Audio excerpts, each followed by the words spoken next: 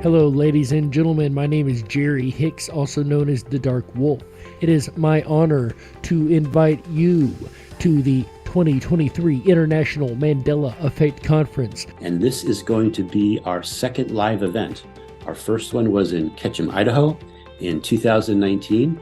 And now we're going to the East Coast in Brantford, Connecticut, this Labor Day weekend, the weekend of September 2nd, 2023. At the headquarters of the official organization of the International Mandela Effect Conference. This will be such a wonderful opportunity to be surrounded by like-minded people, to really get to expand worldviews, to be seen for who you really are, and to be appreciated for your unique experiences. Really excited to see so many people. We got great speakers. We're looking into the Mandela Effect beyond the changes, you guys. We're going deep. We're looking at the nature of reality itself at this conference, and you don't want to miss it. The entire theme of the IMEC conference is going to be decoding the matrix. We're going to have some really great speakers from all different aspects talking about Mandela effects and how they tie together. And you are sure to just come away with this with so much more information than you could have even imagined. This is an extraordinary opportunity to be able to talk about things that you've experienced and be really heard in between the talks, which are going to be amazing. I've seen some of the presentation topics and titles, and I think you're going to love it. And for those who are aware and awake, when you get together with other aware and awake people, magic happens, synchronicity happens. This is literally creating a node in your timeline that you can look back on as that pivotal moment. The ability to be around those of us who share a common understanding. It is a magical, magical feeling. And to meet your soul family. What I've been finding is that different soul families, different soul groups, all start to wake up around the same time. And one of the ways they wake up is through Mandela effects. And of course, you may experience some things that some of us have experienced at our previous in-person gathering, such as bilocation and all kinds of other amazing things. I'm also making a guarantee, this is my personal guarantee, that you will jump at least 100 timelines, 100 positive timelines. And you will become aware of that because you're going to start observing more and more glitches in the matrix. Can you believe it, you guys? It's almost here, just around the corner, but there's still time to reserve your spot at the 2023 International Mandela Effect Conference. I would really love to see you here with us in person in Connecticut on Labor Day weekend 2023. I look forward to meeting you there. It's going to be a great show. It's going to be a great time to all get together, make new friends, friends for lifetime. You can go to imec.world. That's imec.world. Go to the conference tab, click on 2023 conference, and reserve your spot there. We cannot wait to see you there.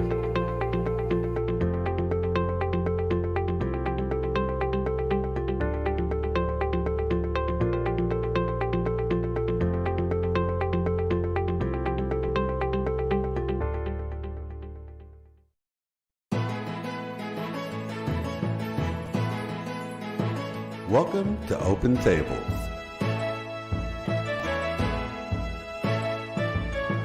With your hosts, Cynthia Sue Larson. That it's okay for everybody to change. It's okay to let things go. And that's really powerful. Christopher Anatra. The universe is based on commerce. You know me as the quantum businessman. Jerry Hicks.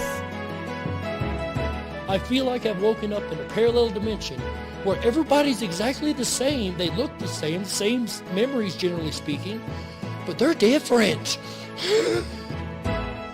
And Shane Robinson. Nobody has all the answers, so everybody's welcome to share their ideas, and it really expands our consciousness when we do that. Open Tables. Unique perspectives for a new view of reality.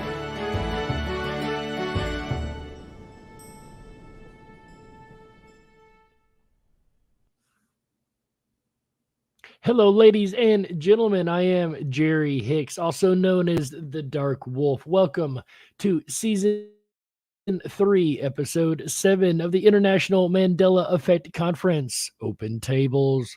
Before we get started and bring in our amazing team, of course, we have just a little bit of legal mumbo jumbo to go through, so check it out. I make disclaimer. The content you are about to watch is meant for thought and consideration. Please be respectful of each other and opinions shared. This is a safe space to express thoughts, ideas, and information. Please note that no copyright infringement is intended with regard to inclusion of short excerpts of material that are included in accordance with fair use under Section 107 of the Copyright Act. All right, ladies and gentlemen, did I go quick enough for that one? I'm trying to go like the speed of the Micro Machines guy. Or did that guy even exist anymore? I don't know. I hope he did. Anyway, ladies and gentlemen, it is my honor and pleasure to now bring in my incredible dream team that I have the honor and pleasure of working with. First up, we have Miss Cynthia Sue Larson from Reality Shifters. How you doing, Cynthia? Awesome. So good to see you. And it's always a pleasure to see you, Miss Ma'am. And of course, we have Mr. Christopher Anatra with us. You know him as the Quantum Businessman. How you doing today, Mr. Chris? Good. Getting excited for the big IMEC event coming up in about 30 days. So, woo. Man, every time I see our intro, it really takes me back to that conference. When I see myself standing there with the microphone, especially, doing my little part and whatever, it really takes me back to being together in that conference. And it's so amazing. I can't even, we could talk for the next hour or two about how awesome the conference is, I'm sure.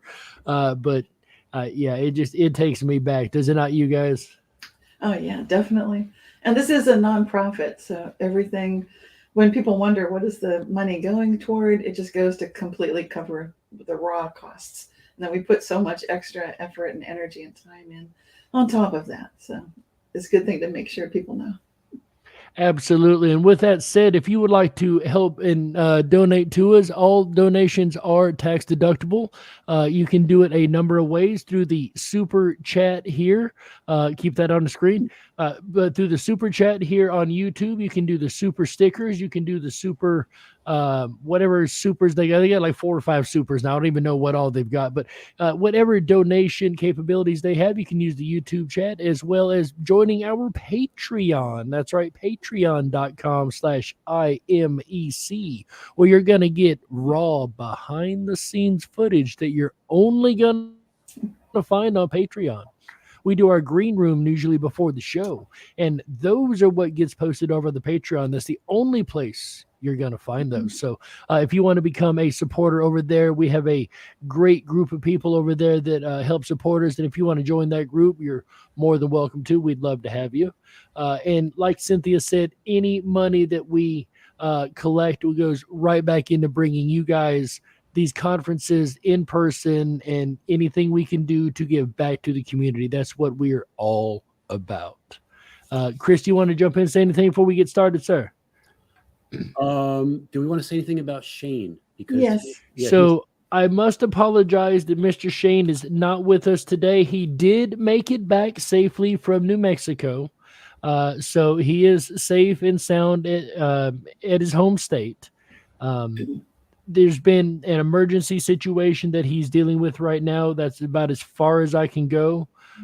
Just do make sure you keep him in in your prayers and your thoughts, and everything should turn out fine from what we're understanding, but definitely he's in our thoughts and prayers here at IMEC. So he unfortunately will not be able to join us today. But we are, of course, going to have him here in spirit, and we love Shane with all of our hearts. So we really, really hope everything gets better for him. But with that said, ladies and gentlemen, we have a lot of interesting stuff to go over today. We have the 7/26/23 show, approximately 90 minutes or 2.5 hours, or however long it takes. Once again, this is season 3, episode 7. We did our promo, and of course, we will speak to the International Mandela Effect Conference more as we go through today's show, I'm sure. Of course, the one coming up, ladies and gentlemen, in Brantford, Connecticut. Did I say that right? Yes, Yes. Brantford. I always keep wanting to add an S in there and make it Brandsford. Branford, Connecticut, in September 2nd to the 4th, 2023. I actually found myself near Branford Street in my town the other day, and I was like, wow, how interesting is this, right? So the agenda today, ladies and gentlemen, I am rambling. Yes, I know. The episode sponsors followed by updates from yours truly, as well as Cynthia, Sue Larson, and Mr. Christopher. And not sure once again, Shane will be with us in spirit only today. Humans in North America even earlier. How early could we have humans in North America? This is interesting. We're going to be discussing archaeology today, by the way, ladies and gentlemen, and we'll dig more into how archaeology and the Mandela Effect go together here in just a moment. Dinosaur fossils found in Maryland Park. Now, fossils in a park. How do you miss something like that? Mysterious 2,500-year-old skeletons. We always like a good mystery here at IMEC. Huge ancient Roman baths discovered. An ancient Greek altar unearthed. I wonder what's Mandela Effect about that. 4,000-year-old Dutch Stonehenge-like discovery. A Dutch Stonehenge. I think that Mandela Effect might be speaking for itself on that one. We'll see. TV is older than you may think. How old is TV, ladies and gentlemen? How long has the television been around? Makes you wonder.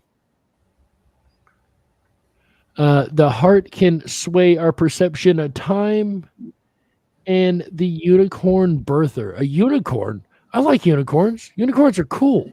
I can't wait to find out what that's about. And of course, our Q&A at the end, ladies and gentlemen. So we have a heck of a show for you today. And okay, sorry, I got a little distracted. My apologies. Anyway, we have a heck of a show today, ladies and gentlemen. So, what is our first sponsor for the day? Survey says Wilson's Little Penguin. So, Wilson's Little Penguin is related to the modern day penguins of Australia, Tasmania, and New Zealand. They found skulls of these things, just suddenly found them. They claim to have become extinct due to climate change. They were found in New Zealand, of course, where their later modern day relatives would go on to live. But I find it interesting that they just found these skulls out of nowhere. What do you guys think? This is really interesting because in modern times, of course, you wouldn't expect to see penguins as far, in a different latitude, so far removed from a polar region as these areas that they're finding it. Australia, Tasmania, New Zealand, that's nowhere near the South Pole. It's quite a distance geographically.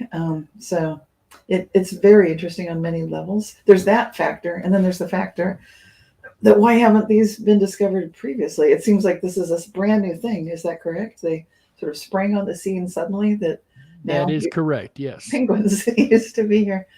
Little penguins. Not even full-size penguins. They're dwarf penguins. How big are these, Jerry? What are we talking here? That is a good question, actually. Let me pull that information up. Chris, what do you think of this interesting little discovery?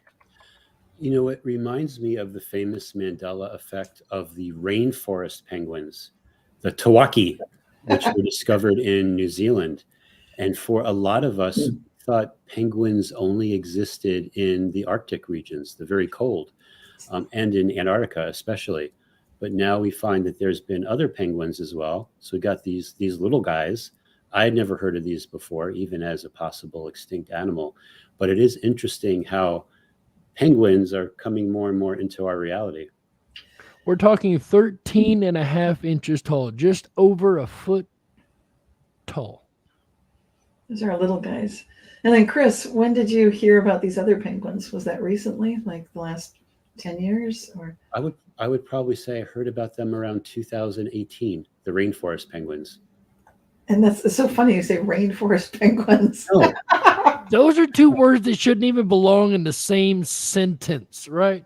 And when I did this slide, I actually did a triple take when I see New Zealand just to make sure I read that right. Yeah, and these penguins, the rainforest ones, obviously live in tropical areas. They build their nests, I'm reading, beneath logs and boulders.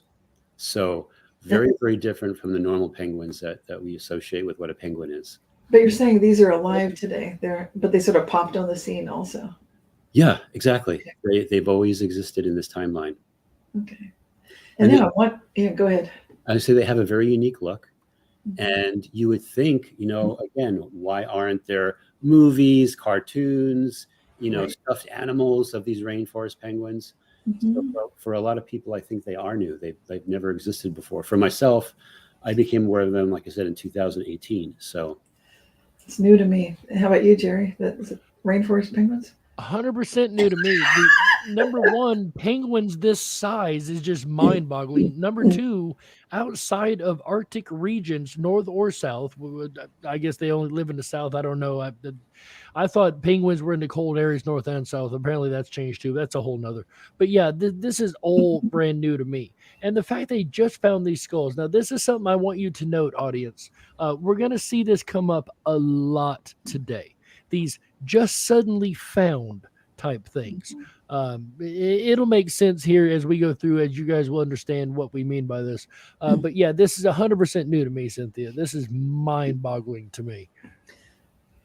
And letting people clarify this point that the penguin we see on the screen is the Wilson little penguin, 13 inches tall, extinct. But as we know from watching these other animals that are extinct, sometimes they kind of creep back in. I don't know how long these have been extinct, but this is another thing to keep in mind. And then the second penguin, rainforest penguin, what was the name of that species again? Tawaki. And I just want to bring out too that somebody in the chat mentioned that they look like fairy penguins. And I just Googled fairy penguins. They look identical to fairy penguins. Oh, and they're on the timeline now. What? So there are fairy penguins that are on the timeline that look identical to these Wilson little penguin? Yeah, I don't know if our fabulous producer Heather can find a picture of a fairy penguin, but that might be interesting to show everyone. I have never heard of a fairy penguin either. I hadn't either. While we're looking that up, I also want to note this is something Eva, Once Upon a Timeline, notes quite a bit. They found 2 skulls only, and that's it. Now, I want you to note that because, oh my goodness, these guys do look identical. Yeah. Look at that. Oh, and I bet this is similar size. It looks tiny. Holy cow. And these are, where are they now, these guys? These are in England. I think Melbourne Island off of I'm sorry, Melbourne. Yeah. Melbourne, Phillip, near Melbourne. So that is Australia, sorry. So what do you know? Wow. These just appeared on the timeline for me. They went from skulls to the real living thing. You guys are watching this real, wow. Thank you to whoever that was that pointed out the fairy. Yeah. Thank that you. was Green Heart. Thank you, Green Heart. They look exactly the same, they said. I sat on a bench on the beach at dusk and watched them come to shore in little groups and scuttle up the beach and into the dunes. What the heck? Is this new for anyone else? Like surfing penguins? I mean, it sounds like surfer dude penguins. This sounds like something you'd see in like a cartoon, right? Yes.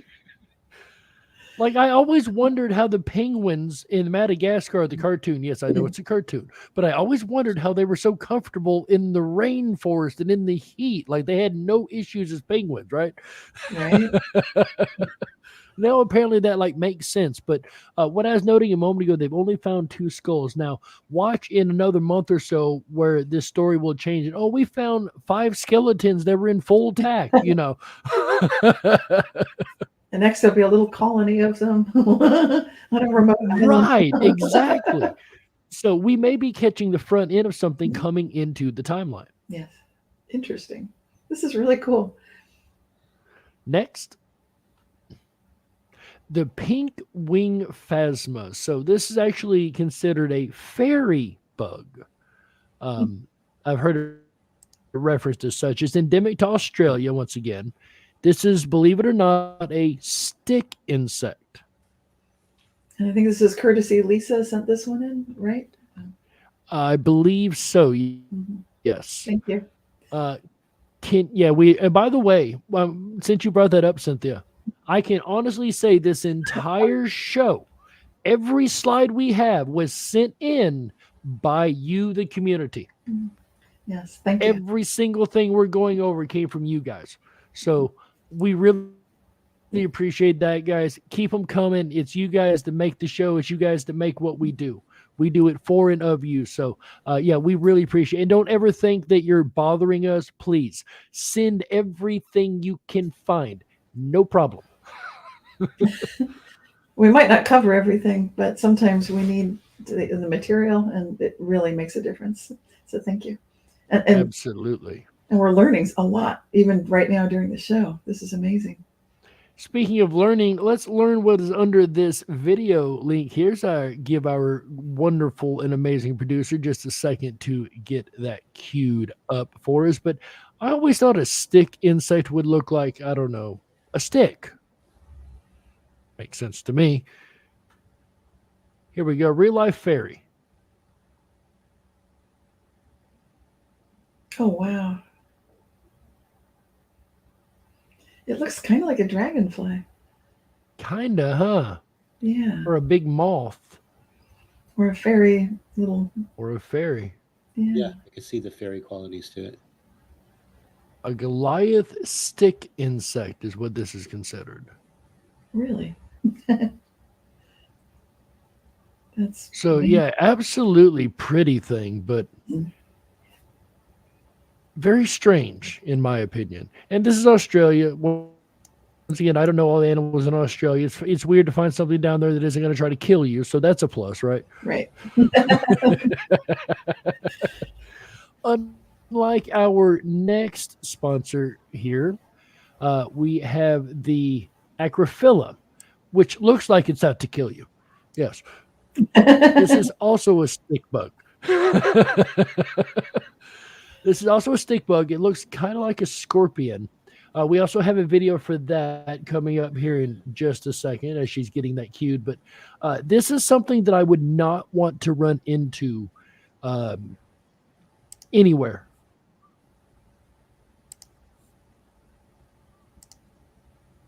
Now, I mean, it's got a good little funky beat to it, but this looks scary.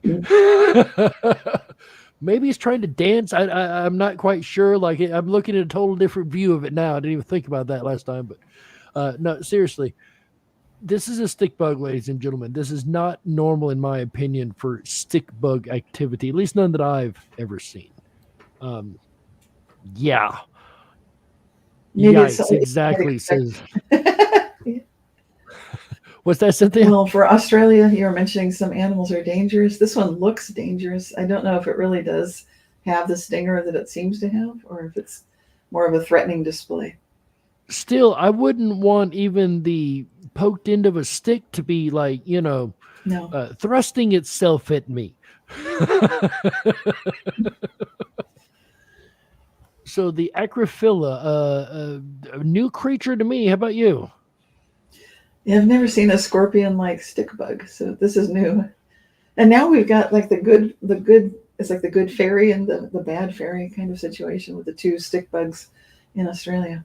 Very interesting. Wow, I didn't even think about that, Cynthia. Mm-hmm.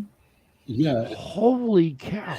And there are different kinds of fae. Actually, there are the good fae, and then there are the dark fae.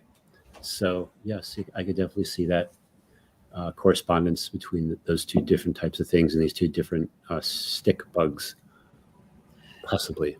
It raises interesting questions, because if we're thinking about how do we stay on the good side, I mean, hopefully people are wishing to align with the good, then what's the difference? And it seems like to be aligned with the good fae and the good side as we go through higher levels of cosmic consciousness and conscious agency.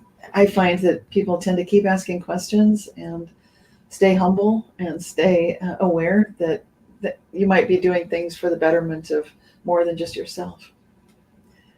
So it's interesting. I don't know if that's necessarily what the Akashic records suggest, but to me, that's kind of what's coming up here. Yeah, and I think just to add to that too, I think we're seeing more of like animals and so forth that are representing both sides, like the light and the dark. And no matter what the animal is, like for me, there is this type of duck called the loon in the northern United States and Canada that would only come out at night. They were always just black. I think we talked about this before. And now they're like black and white. Their heads are still black, but their bodies are basically black and white.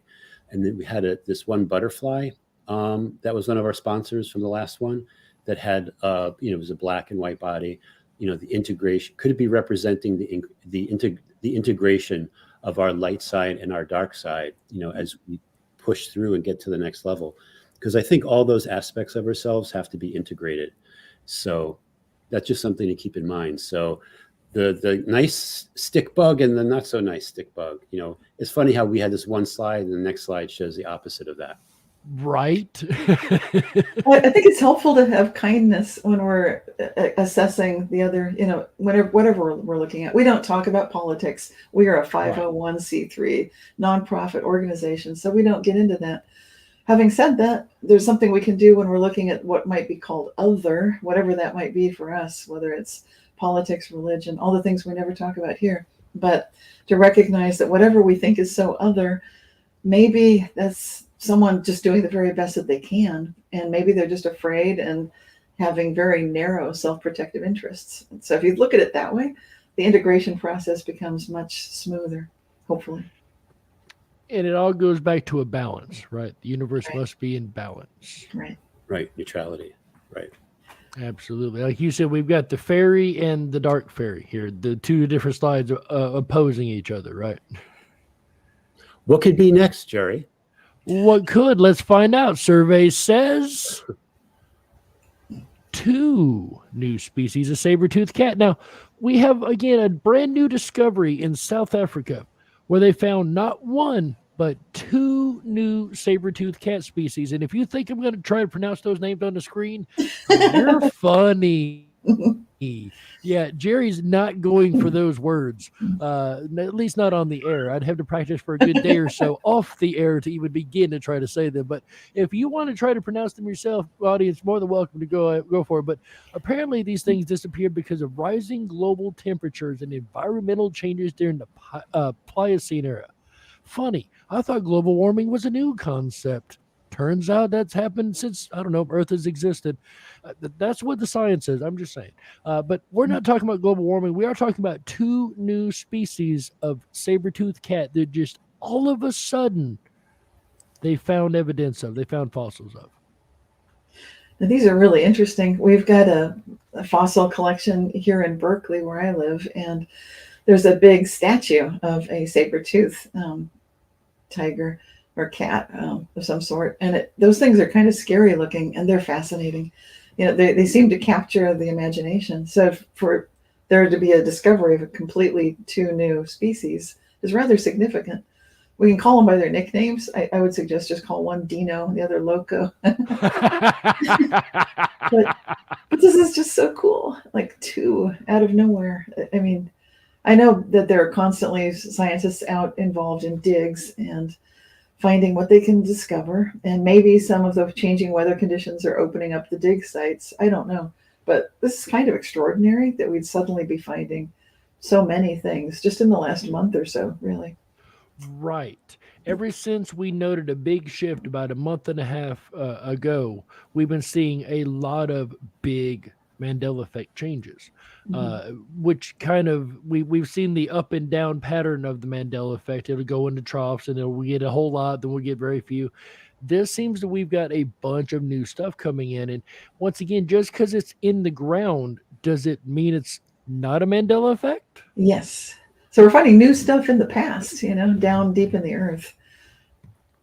So, Jerry, I have a question. When you said we noticed a big shift about a month and a half ago, what are you referring to? Just to clear that up for the audience. So when I say we've noticed, so I take my information from the community.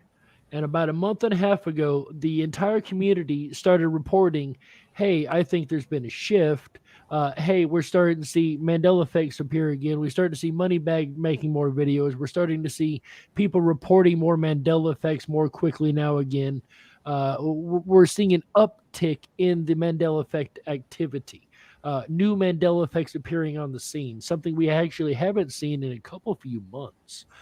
So it's actually kind of refreshing to see. But when you see that sudden uptick in Mandela effects appearing, we've always traditionally, of course, called that a shift. So I can narrow that down between talking to everybody I've been able to talk to within about a month and a half ago, everybody agrees something big kind of occurred and we had some new stuff come on the scene.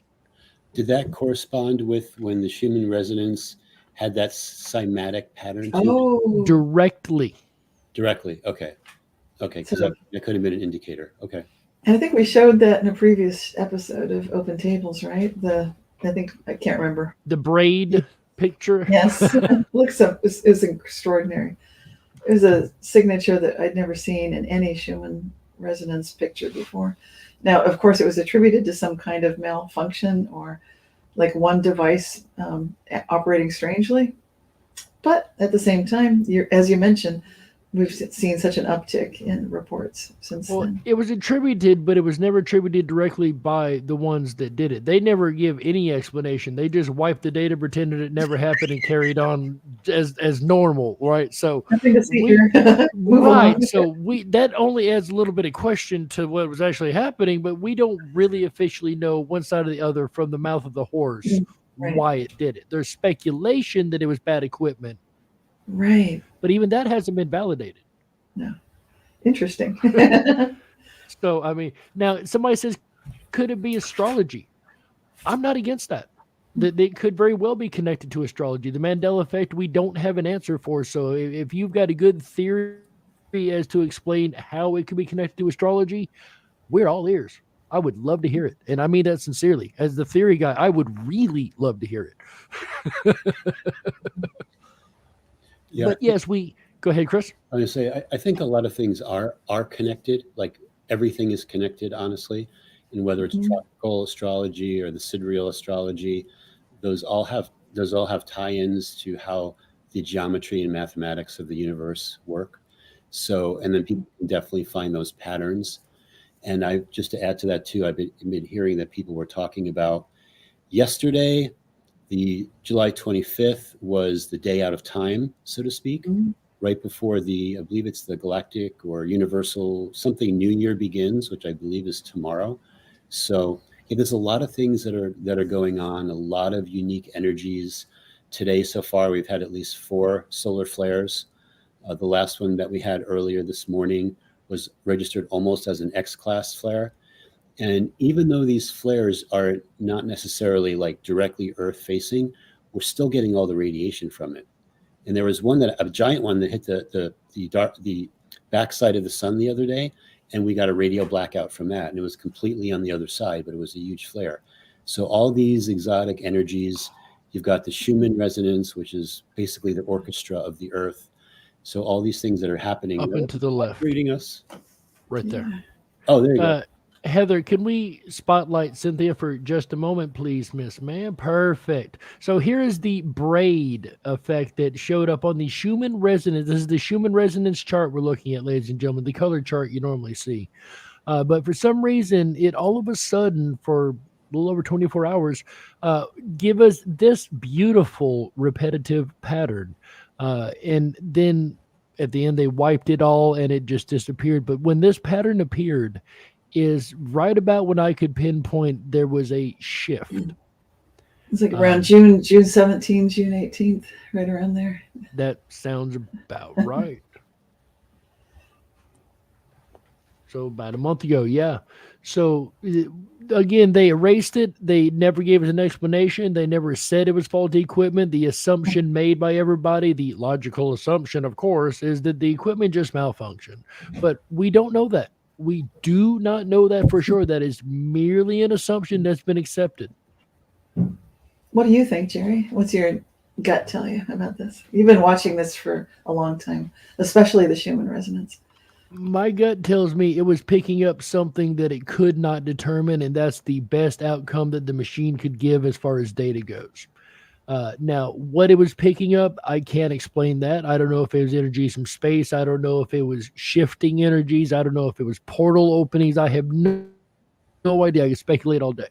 but I think it was receiving data, and that was the best interpretation that the machine could produce of that data. Yes. Yeah, and I'll just add to this too, because I don't know if we mentioned it the last time or not, but there was someone, her name is Ashiana Dean, and some people listening to this might know who she is, but I believe in the early 2000s, she had this as a part of her slide presentation, and it had to do with the guardians of Earth that were going to do reprogramming and that type of a thing.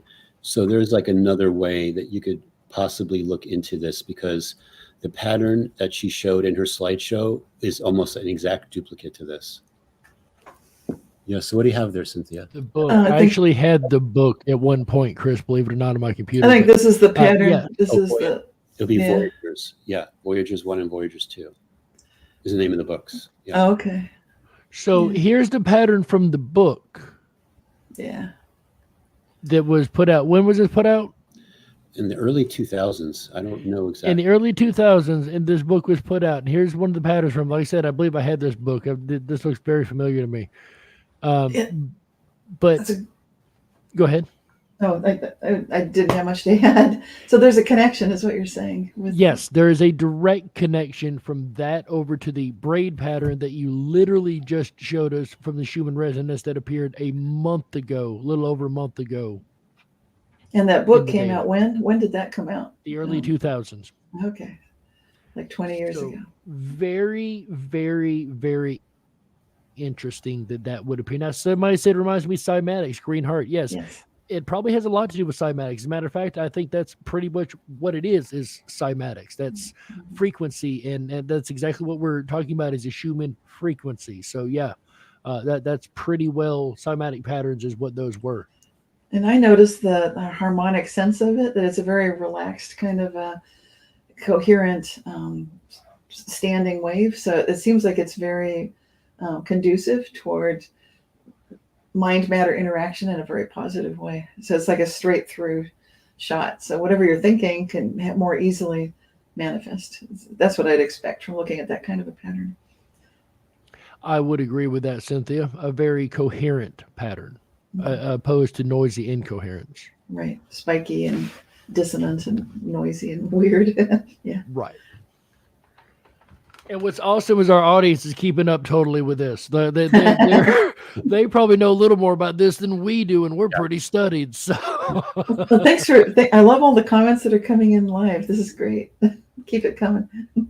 You guys are awesome. We appreciate everybody out there in the chat, and if you're watching on the replay, we appreciate you too. You are awesome. And we do read the comments and questions, so be sure to leave comments and questions on the YouTube video. Absolutely. We do go back and read those. Cynthia's right. We absolutely go back and read those. And sometimes pull questions from them. Not today, but we should. That's what we should have done. That's what we should have done. And we'll do it next time. But anyways, ladies and gentlemen, we have a couple more sponsors, I do believe, in our lineup here. A new species of scorpion. Okay, Cynthia, I know some of these have been kind of borderline questionable on the Mandela effect, but this one here, I think I'm going to convince you is 100% Mandela effect. It was from 240 million years ago, but they discovered it, folks. They discovered this 240 million year old scorpion in a museum. What? Apparently, it had been discovered, but they forgot it was discovered, but they discovered it again. Originally found in the Bassano Formation, a geological formation in the Southern Alps, named that, is the first known scorpion from the Mesozoic era found in Italy. The first time one has ever been found of that type in Italy and is found in a museum. What do you got, Cynthia? Is this a Mandela effect? Well, it sounds like it to me. Yeah, totally. It sounds like it. Because when it's you would assume in a museum that's a safe place. Someone placed it there for a reason.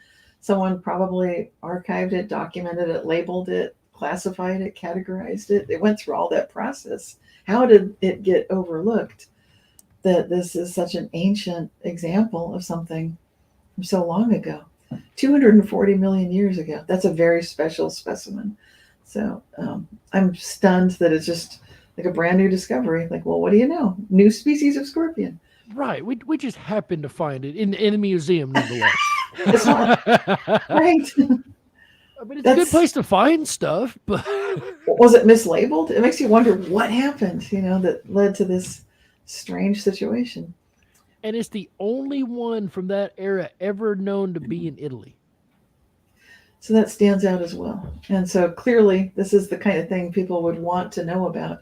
Scorpions in Italy, 450 or 240 million years ago. Yes. But wow. So totally this fits the qualifications for a Mandela effect because it's just showing up, boom, right in plain sight, right where everybody's been looking in a museum. So and with a 240 million year history, I say it as if it had been there all along. Also matches. Yes. So there may be some official explanation, and I don't know what that might be, but they might say something like, well, we thought it was a Scorpio from, I don't know, we thought Africa. It was something else. Yeah, we thought it was something else. It's like, no. Chris, what do you think? And if that's the way they run these museums, it kind of disturbs me a little bit. Like I'm not as as excited about museums as I used to be. It seems like they might be making up a narrative. No, surely they wouldn't do that. Chris, go ahead. What do you got? I was going to say it just reminds me of the dodo bird and how they happened to find dodo bird feet at first because before there was. In my old timeline, all they had were photographs or paintings, not photographs, but actually paintings of the dodo bird. And then in a museum in England, all of a sudden they found feet of the dodo bird, the bones of a dodo bird, and then the head of a dodo bird. So yeah, all these things that are kind of tucked away in museums, that people just have lost track of or whatever the deal is, that we're now like seeing that they actually existed. Or did it fade into the timeline in the museum? Mm-hmm. It sure sounds like it to me. I don't remember that jar being there. Where'd that come from? It's a brand new ancient species. Yeah, always been here. Right. Yeah, and I've definitely heard reports like a lot of people have Mandela effects about museums themselves. There's one museum someplace in California where there was this huge exhibit that had always been there, and the museum was the known dinosaur. So whatever it was, right? But then it turns out that it never had the exhibit, or the exhibit just, I don't know. So I think you may be thinking of the Bolton exhibit in England. Bolton, England, yeah. Yes. And this was picked up by the newspapers of the town because half the population, when surveyed, all felt strongly that their dinosaur had been somehow taken away from the greeting area. When you first entered the certain exhibit, there was supposed to be the dinosaur that everyone remembered from their childhood. And they were petitioning the museum, including some of the people on the town city council. They were saying, okay, what did you do with the dinosaur? It's been gone long enough. Whatever you're doing, bring it back. We miss it. And then the other half of the town said, oh, what dinosaur? We've never had a dinosaur. And strangely, the townsfolk of Bolton clearly remembered not only what kind of dinosaur it should be, they all agreed, it should look like sort of a brontosaurus thing. I'm not exactly clear which dinosaur it was, but they knew exactly what it should look like, how big it was, where it was standing. Everyone agreed. So for this dinosaur that supposedly there was no official history except for people's memories to suggest that any such thing had been there, that people strongly felt like, I need it back. Now I'm a grandmother or a dad or whatever. I want to show this to my kids. Bring it back. It's been gone long enough. And so now they brought in a dinosaur to match what people remembered, even though there was no longer any official history that there had been any such dinosaur there at all. I was going to say, what's interesting about that, the Bolton in the UK, thank you for correcting, was that the entire museum staff was mystified. Everyone that worked at the museum was not familiar with it. It was primarily the public that said it. So it's almost like you talk to a kidney surgeon nowadays. Yes. And they'll say the kidneys have always been up next to the lungs, where a lot of people that aren't in that field, so to speak, have a completely different memory. QZE. Yeah, exactly. Quantum Zeno effect can help to lock in it locks in a quantum system into a state. So if you keep checking something often enough because you're a subject matter expert or in the local area geographically or whatever, exactly, you'll be in that what some physicists call a Wigner bubble. Some people call a reality bubble, truth bubble, whatever. But there we have it. Exactly. And the guy working on me, the surgeon or the doctor, if you trust doctors, is the one that I want to have the update, right? I want them to have the new knowledge of how my body's put together. I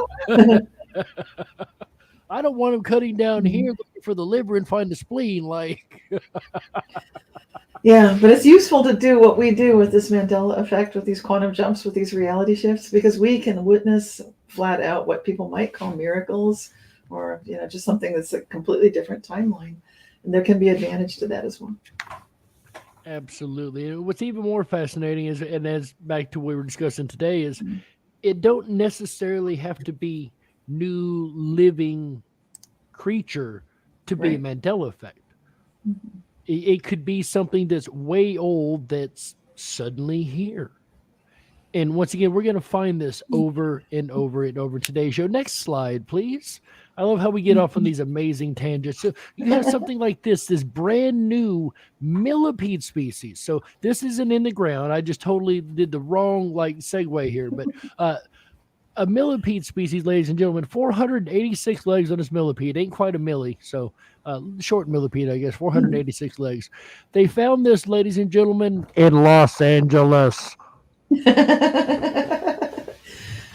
Such a remote, distant area where so few people are.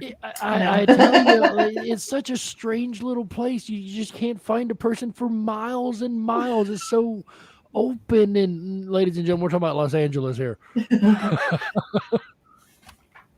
We're discovering this new species in the greater LA area. What else is there? Says Paul Merrick, an entomologist at Virginia Tech who authored the paper. I think this is really the tip of the iceberg. I think there's a lot more dwelling underground. Sounds like a horror movie. Mandela effect a little bit. Well, so how far underground was this thing? It makes you start wondering, does it just never surface? Is that what happened? Or what's going on here? That I'm not sure. It really didn't mention that in the article to the best of my knowledge. Yeah. He goes on to say, the find was exciting for me. This is James Bailey, another scientist talking. The find was exciting for me because only a week prior had I learned this group of millipedes existed.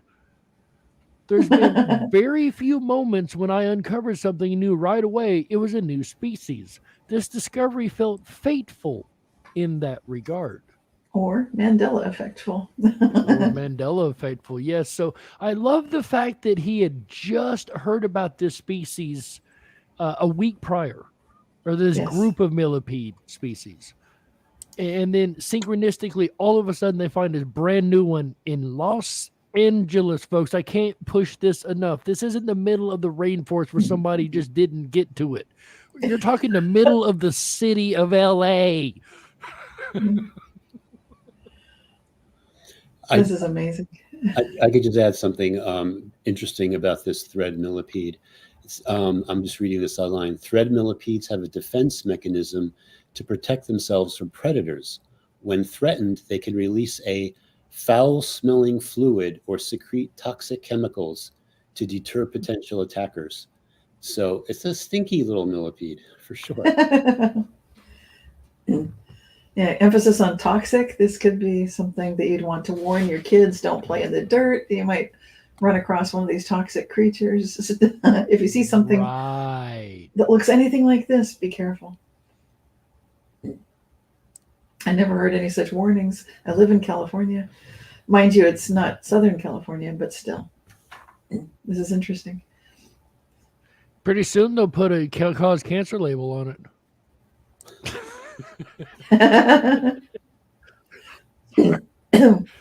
And what are we looking? What's this ABC over here? These are just close-ups, I take it, of the shots of the millipede. Okay. I'm thinking B is the headshot. I'm assuming. I'm not 100%. Okay. But as creepy as this is, and so I don't get nightmares, let's jump on to the next slide, please. NASA. Cynthia, you want to say this? I can't remember how to say it. Losisi? Yeah, that sounds good. Losisi. I think I quoted that right. Yeah. So this has been missing. This Lazarus species been missing 100 years, more than 100 years, just disappeared. Mm-hmm. The once elusive tropical plant belongs to the genus Nassa, part of the blazing star family.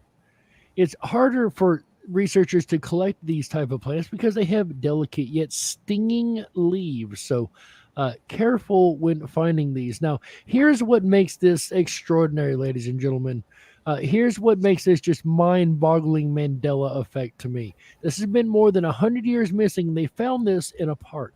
Well, given the location of the park close to the city of Cuenca, however you say that, and the fact that the important road 582 goes through the park, makes it particularly surprising the species has not been reported in such a long time. Even more so if we consider the numerous botanical expeditions that we've carried out in the general region, wrote the researchers. And they go on basically to say that we can't explain how this thing just popped back up out of the blue. Indeed. This is huge. I mean, when they come back after 100 years and it's a frequently traversed area, that's amazing. And I love this one. It really feels magical. Yeah, it's got this beautiful quality to the flower. Doesn't it? I love the name Blazing Star Family. Right. And it seems symbolic, and the colors, the pink, the white, they seem to emphasize heart qualities, ascension qualities, recognition with the name also star, perhaps of our star families, and just our connection to something greater than what we might perceive in regular material daily life. I just can't get over the fact they found it in a park that is very, very well traversed. That's huge. And after 100 years, that's big. Right. It just popped back up into reality just out of nowhere. And it's so beautiful. I asked ChatGPT about this, and it said it didn't have any information about this being discovered at the National Aeronautics and Space Administration. Part of I didn't even notice that. Yeah. NASA. Oh my gosh. So ChatGPT said, "Can you give me more information?" So I said it was discovered in Ecuador. It's the genus NASA. Yeah. So it still doesn't know about it. So. And then it says star family, blazing star and then NASA. I didn't even make that connection. Wow, I didn't either till just now. Interesting. Yeah, maybe our star families are watching us right now. They're tuned on to IMEC TV. Yeah. Shout out to the star family. And if this was a lunar lander or something, it was upside down, but it would be a very beautiful lunar lander. The thing we sent up supposedly. I could totally see it. Yeah. Flip it around. Right? But yes, there we go. Another Lazarus species that has popped back into the timeline in a place where it should have been found much, much, much sooner. Next sponsor, please. Oh, we don't have any more sponsors, but we do have board member updates, ladies and gentlemen. And I'm going to go last in this update. So first up, we have Cynthia Sue Larson of realityshifters.com. Always an honor and a pleasure to be here every month with you, Cynthia. I absolutely love it. Thank you. As you know, the whole team is amazing. But Cynthia, how has your month been? It's been awesome doing little interviews here and there. I did a fun one with Chris, and we got a chance to talk with Chad from Open Your Reality and talk about some things, and also mention the upcoming conference. So I'm doing a lot of that. And then the highlights from the last Reality Shifters include this cat, which basically was, the cat's name is Tiffany. I guess they were just calling it Tiffany. I'll put it up here again. Okay, there it is. This picture came in. That's adorable. Isn't it sweet? But it was not doing so well. It was actually, looked like it was at death's door. And so the person who sent this in to me was telling me, and her name, that's Tara. She's writing to me from Salem, Oregon.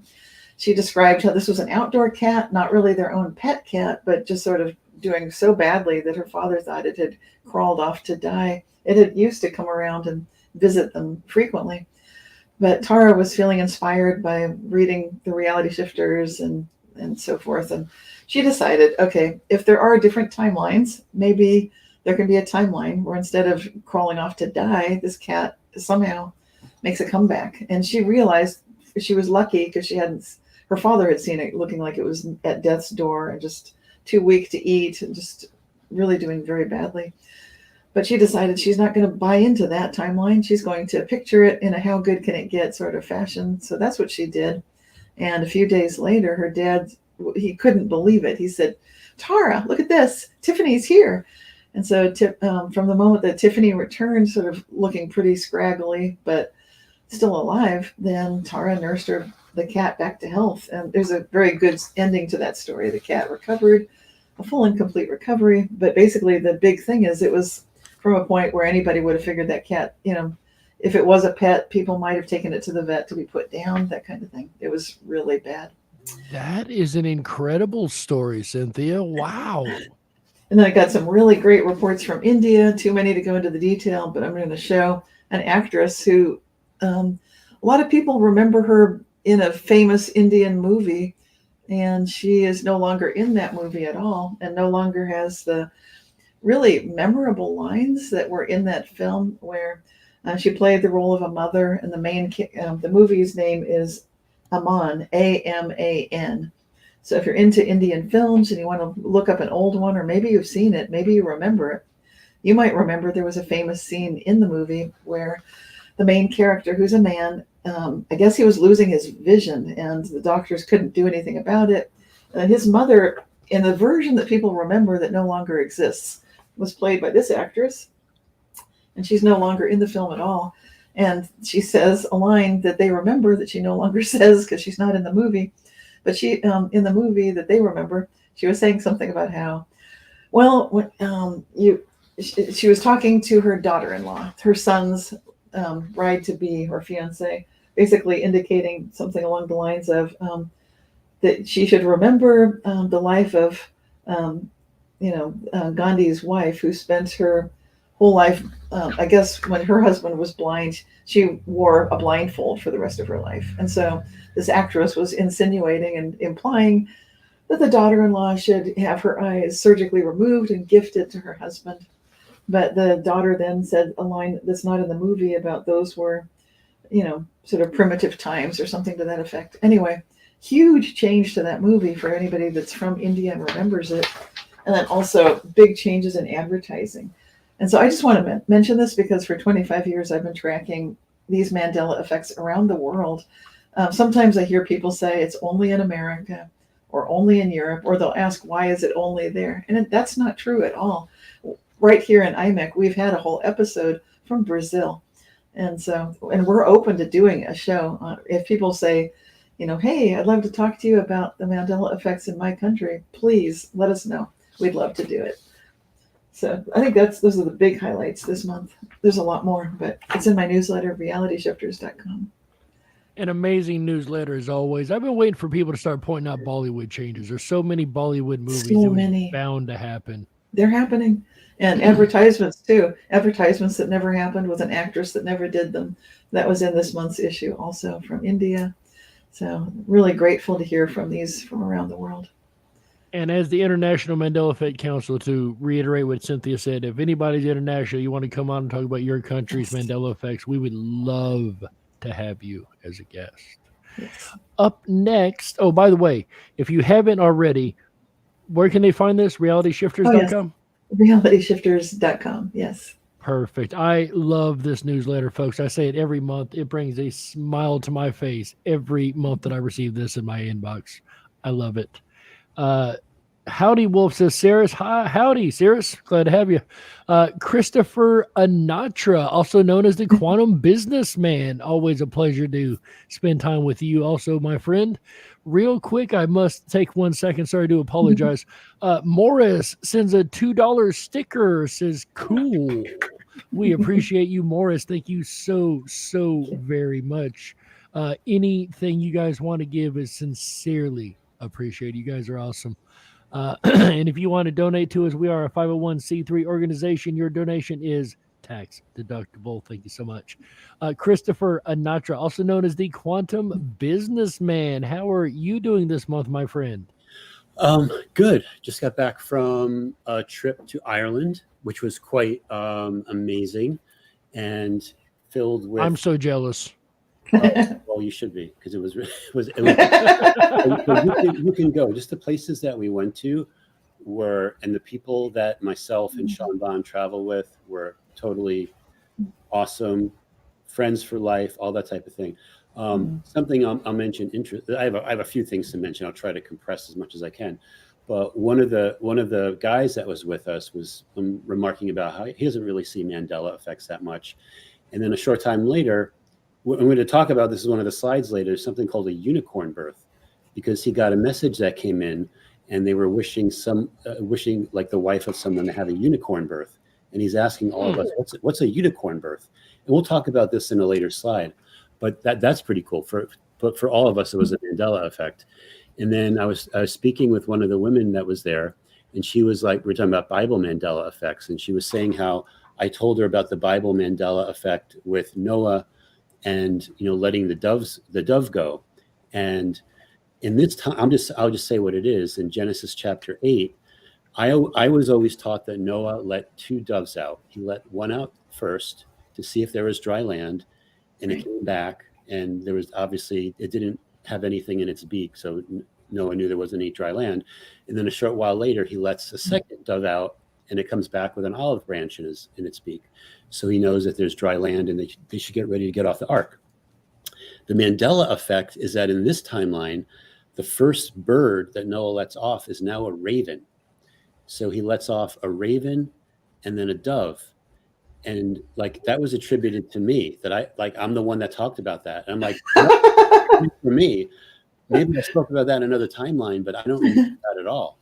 So yeah, so we had time loops. We had one day where we looped the same afternoon over 12 times to get something right at this area called Tara in Ireland, which is a very special, consider it like the throne of Ireland, but we had to get somebody involved with it, and we couldn't.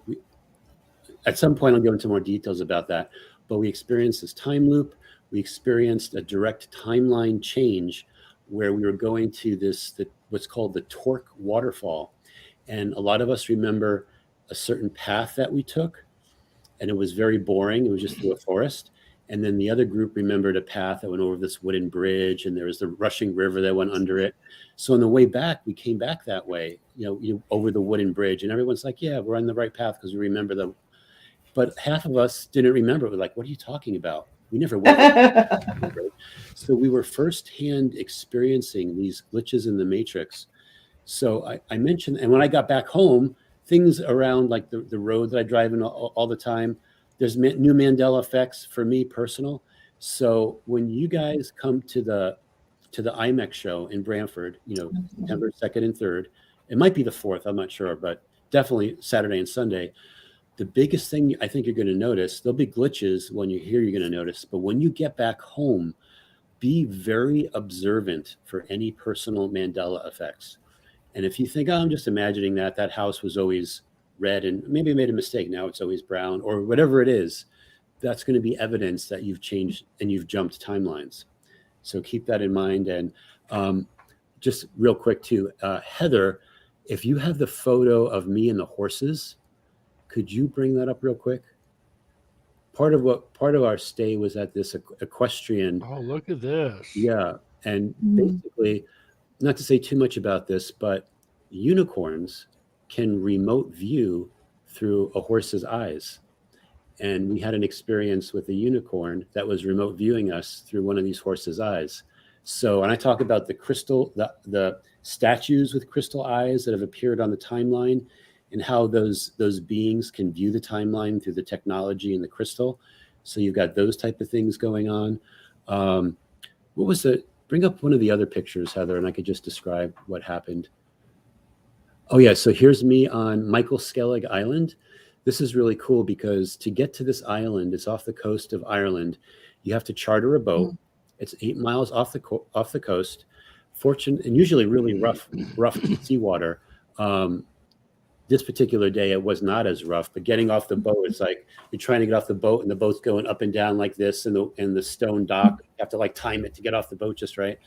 But this island's pretty cool because it's the beginning of the St. Michael or Apollo ley line. And there's a map there too, right below this picture, Heather. if anyone's ever heard of the Michael ley line. So Skellig Michael is right at the very top there on the left, and it goes all the way down, I believe, into Greece. So that was really interesting. And the very first picture, well, we'll probably talk about this too, but this is me and Sean. We're at this place called Drumbeg Circle, which is related to the Druids. It's like a mini Stonehenge. I guess we've got mini Stonehenges all over, and we'll talk about that as well when we get to one of our other slides. But basically, it was a really cool, epic trip. And just one more thing is going to give you an update about what's going on in the solar system. Do you see that one? Yeah, that one you've got right there. So there's a comet, and this comet on July 20th had some. They're saying it's some kind of an ice volcano on it, and it formed this pattern. And some people are like, "Oh, it formed horns," and other people are like, "Oh no, that's the Millennial Falcon." When I look at it, it looks like an angel to me. Yeah, I see an angel. I heard about the horns, and to me, it looks like an angel. Sorry to interrupt. Yeah, no, exactly. So all kinds of interesting things going on in our solar system, and really all over the place. So those are just some highlights I wanted to mention real fast. Thank you. And you're doing videos too, on your channel, Quantum Businessman. Oh yeah, so I did just release part 2 of my gameplay series, where I get more the concept of NPCs and how they work, the ratio of NPCs to players, approximately 1 to 5,000. I talk about where we broadcast, like where there's a group of us that are broadcasting from, I'm going to call it a ship called the Heavenly Jerusalem, and we're rendering ourselves here, 144 of us. Bringers of light, helping the awakening and healing process. There's the big group. There's 144 million player characters broadcasting from an area related to Saturn. There's a third point, which I'm not going to mention. But basically, yeah, I do light language as well. So it's a very interesting video. You may not agree with what I say. These are my observations. But at the very least, if you watch it, it's going to expand your viewpoint of what this reality might be. So I invite everyone to watch that. Excellent. Go ahead, Cynthia. I just realized I should mention briefly that I did a video about experiencing my home ringing like a bell. And I just posted that. I recorded it from Boulder, Colorado, but it happened here in my house. And when I did searches on the internet to find, is this a thing? Maybe from old times, has anyone noticed a building ringing like a bell? Because it was happening when I was alone in the house. It would be like a strike or a thump on the eastern wall. When I heard it with my high sense perception, the intention was to make an intonation of the entire structure. Although it sounded like a thump, and to my ear, but then to my inner hearing, it's like bong, like just ringing. And it was very startling that it kept happening. So when I did a search after the third time it happened, and it was just a massive bong, and I'm like, okay, that does it. I got to see what this is. I looked it up, and it happened around midnight. I was very tired. So I'm doing the internet search around 1 or 2 in the morning. And I found something in the Bible at that time, which I never saw again, never again. But that was the only time that there was a structure that rang like a bell, and it was intended to have an awakening effect. I'm mentioning that because in case anybody that's experiencing that is noticing, I heard something like that too.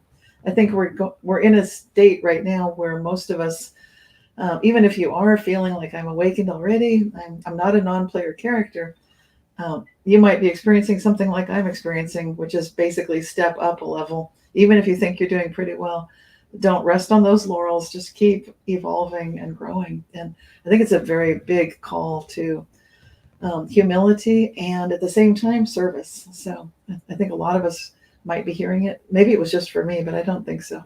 So I'm sharing it because I think it needs to be a thing. Oh, the other things that came up was the moon rang like a bell. When the Apollo 12 spacecraft apparently landed on it, the moon was recorded to ring and oscillate for an hour. Now, the Earth has inexplicably rung like a bell on a couple of occasions. But aside from this one thing in the Bible that was there and then it was gone, and don't ask me which part of the Bible it was in, I thought silly me. I thought it'll be there when I wake up. No, it wasn't. And I haven't seen it since. So that was interesting. And I'm just, in case anybody's tuned in and picks anything up on that, I'd love to hear about it. So thank you. That's new to me, that phenomenon, I should say. I've never had a house ring like a bell, so that's very intriguing, Cynthia. Yes. And it goes along with something else. The number 1215 factors into it, but I'm not going to go into why. And midnight and then noon. And very clearly like two polars, opposites, and 12 and 15. So I'm giving all the clues. I'm not going to go into more detail, but there we are. Interesting. Yeah. I love it. All right, moving on to our next topic. Not kidding. I've had a great month myself. It has been absolutely awesome. Heather pulled back up the screen. That's awesome. That is awesome. But I've had a really great month myself. I've moved jobs in my regular job. I went for an interview a couple weeks ago. And when I sit down with the person doing the interview, I'm interviewing for a restaurant job. And this is important. I tell you this for a reason. But I'm interviewing for a restaurant job, and the guy sits down, he opens my resume, opens about 3 pages deep, points at the bottom of the page and goes, "Tell me about the International Mandela Effect Conference." Okay. So I explained what we do, who we are, how we started, all that good stuff. But it just blew my mind that was the first question in an interview for a pizza job is, "Tell me about the conference." It turns out the person is very interested in the paranormal, especially the Mandela Effect.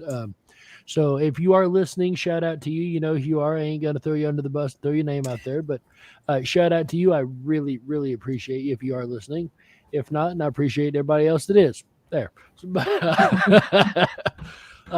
that's been one thing. I am moving jobs, so that's kind of exciting for me, kind of a new start, a rebirth, if you will, a new chapter. As you were mentioning earlier, I think Cynthia said something about it becoming a new chapter or being a new phase starting here most recently. And it stands for me as well. That same energy has affected my life, so in positive ways. Also, we're still doing the Wednesday and Thursday night Rippin' Rabbit Hole shows, the Dark Wolf's Den radio show, of course. We have the Way Out Wednesdays. We will be doing that tonight, as well as the Freedom Report News on Thursday night. So you can catch all of my radio shows over at the rippinrabbithole.com. You can find that link right now in the chat. Thank you so much, Heather. But yeah, you can find that in chat, Rippin' Rabbit Hole, RIPPONRABBITHOLE.com. You're also going to find my brand new merch over there. I ain't going to plug it this time. IMEC was kind enough to let me plug it last time, but you're going to find my merch over there. We got all kind of new stuff coming, so keep an eye on that site for all of the updates of new shows. We picked up a new host over there. We now go on Tuesday nights. Screech Owl Scott, he does an amazing job. We've also got AJ the Rippin' Rabbit and myself. So the Animals Radio tearing up the airwaves over on rippinrabbithole.com. You can also find us on Rumble under Rippin' Rabbit Hole. Anyway, ladies and gentlemen, that's my update. Not a whole lot to talk about. Had some fun instances through the month, but things are only getting better. As Cynthia would say, how good can he? Oh, I will tell you, the night before that interview, I couldn't sleep. I couldn't. I don't know if it was nerves. I don't know if it was just body function, if it was the energies. For whatever reason, I couldn't sleep. So all I did was meditate all night on one phrase. And Miss Cynthia, I thank you so much for teaching us this amazing trick. How good can it get? That's what I meditated on all night. That interview was more than top notch. I got everything I asked for. All of my concessions were met. I was given an amazing pay scale. Everything went more than perfect. The universe answered the question, how good can it get with very good indeed.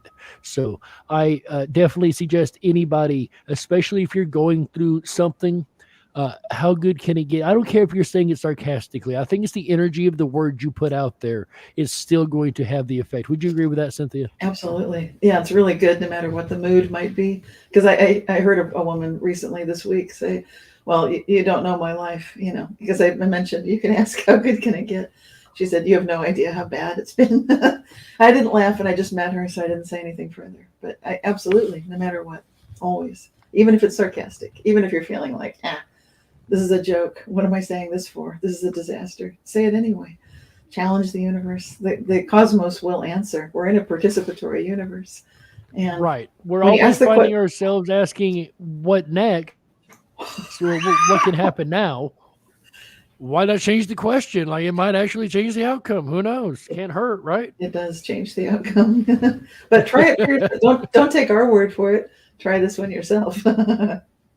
Yeah. Absolutely. I can speak from experience. It worked for me quite a bit. So, yeah, there we go. So that's been my update. It's been an amazing month. Like I said, if you guys want to catch me tonight over on ripinrabbithole.com, we will be broadcasting live once again. And when I say live, I mean live. We are live, like right now, live. All right. All right, ladies and gentlemen, speaking of live, we've got a live show to continue on with. So we also have a live in-person show coming up September 2nd to the 4th, 2023 in Branford, Connecticut, ladies and gentlemen. Officially the third annual IMEC conference, the second in-person IMEC conference. So we had the first on the West Coast at the IMEC conference, and then we had the second on the East Coast. Yeah, I'm going to stop and rephrase that sentence in a second because we have a $10 from Morris. Thank you once again, Morris, so very much. Says, I got my ticket for the IMEC conference. I can confirm that it does take place in the same location in all timelines, except Earth 316, where it's been postponed due to a multi-spatial fracture. So hopefully they'll get that multi-spatial fracture fixed in 316 and they can have it there too. So there you go, ladies and gentlemen. So all other timelines, you can definitely catch us September 2nd to the 4th, 2023. That was good, Boris. That was good. You got me, man. Love it. In Branford, Connecticut. Like I said, we had the first in-person West Coast conference. Now we're going to have the second in-person. It'll be the East Coast conference. So maybe next time we'll hit the middle of the country before we jump countries and find a new one, right? And thanks for these donations that come in, whether it's a super chat sticker, whether it's joining the Patreon, whatever kind of support people can provide. We're putting it right back into this event and to the other events and to all the things we do. So thank you very much. Absolutely. Not a single one of us, I have to reiterate this, not a single person here makes a single penny off of anything we do or anything you guys donate. Everything goes right back into the conferences. That's exactly what it's for, and that's all that it's for, is to put on conferences and shows for you guys. So do keep that in mind when you think about donating to us. We are a 501c, and we make no money whatsoever from this at all. This is our labor of love, too, clearly. We're here because we love it. We love you guys. We love what we're doing. We believe in it. So we're pretty passionate, and this is a rare quality. I get more and more appreciative of you, Jerry, and you, Chris, and Shane, and Heather behind the scenes, because without all of us, this wouldn't be happening. And it takes a lot to pull through, week after week, month after month. We go through a lot behind the scenes, but I'm amazed that we just keep pulling it together, and it seems to magically come together every time. And thanks to the community too. It's the community is top notch. If it wasn't for you guys, we wouldn't have we would have this whole show. This whole show would be canceled. We would have nothing for it if it weren't for the community this time. 100%. Yeah. But you're right, Cynthia, to work with you guys. I mean, to see this dream come true, honestly, to see this dream that was nothing more than an idea at one point build into what we've really designed and came to be today it still blows my mind.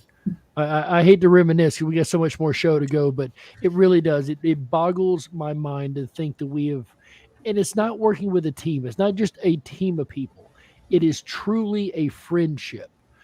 You can tell with the way we interact, with our emails, it's all about the community. It's all about what else can we do to help the community? How can we forward the conversation? How, what scientists can we find? What information? We're always laser focused on this goal of the community and of what we can do to help the community. It's amazing. I've never worked with a team of people so incredible before. Yeah, that's true.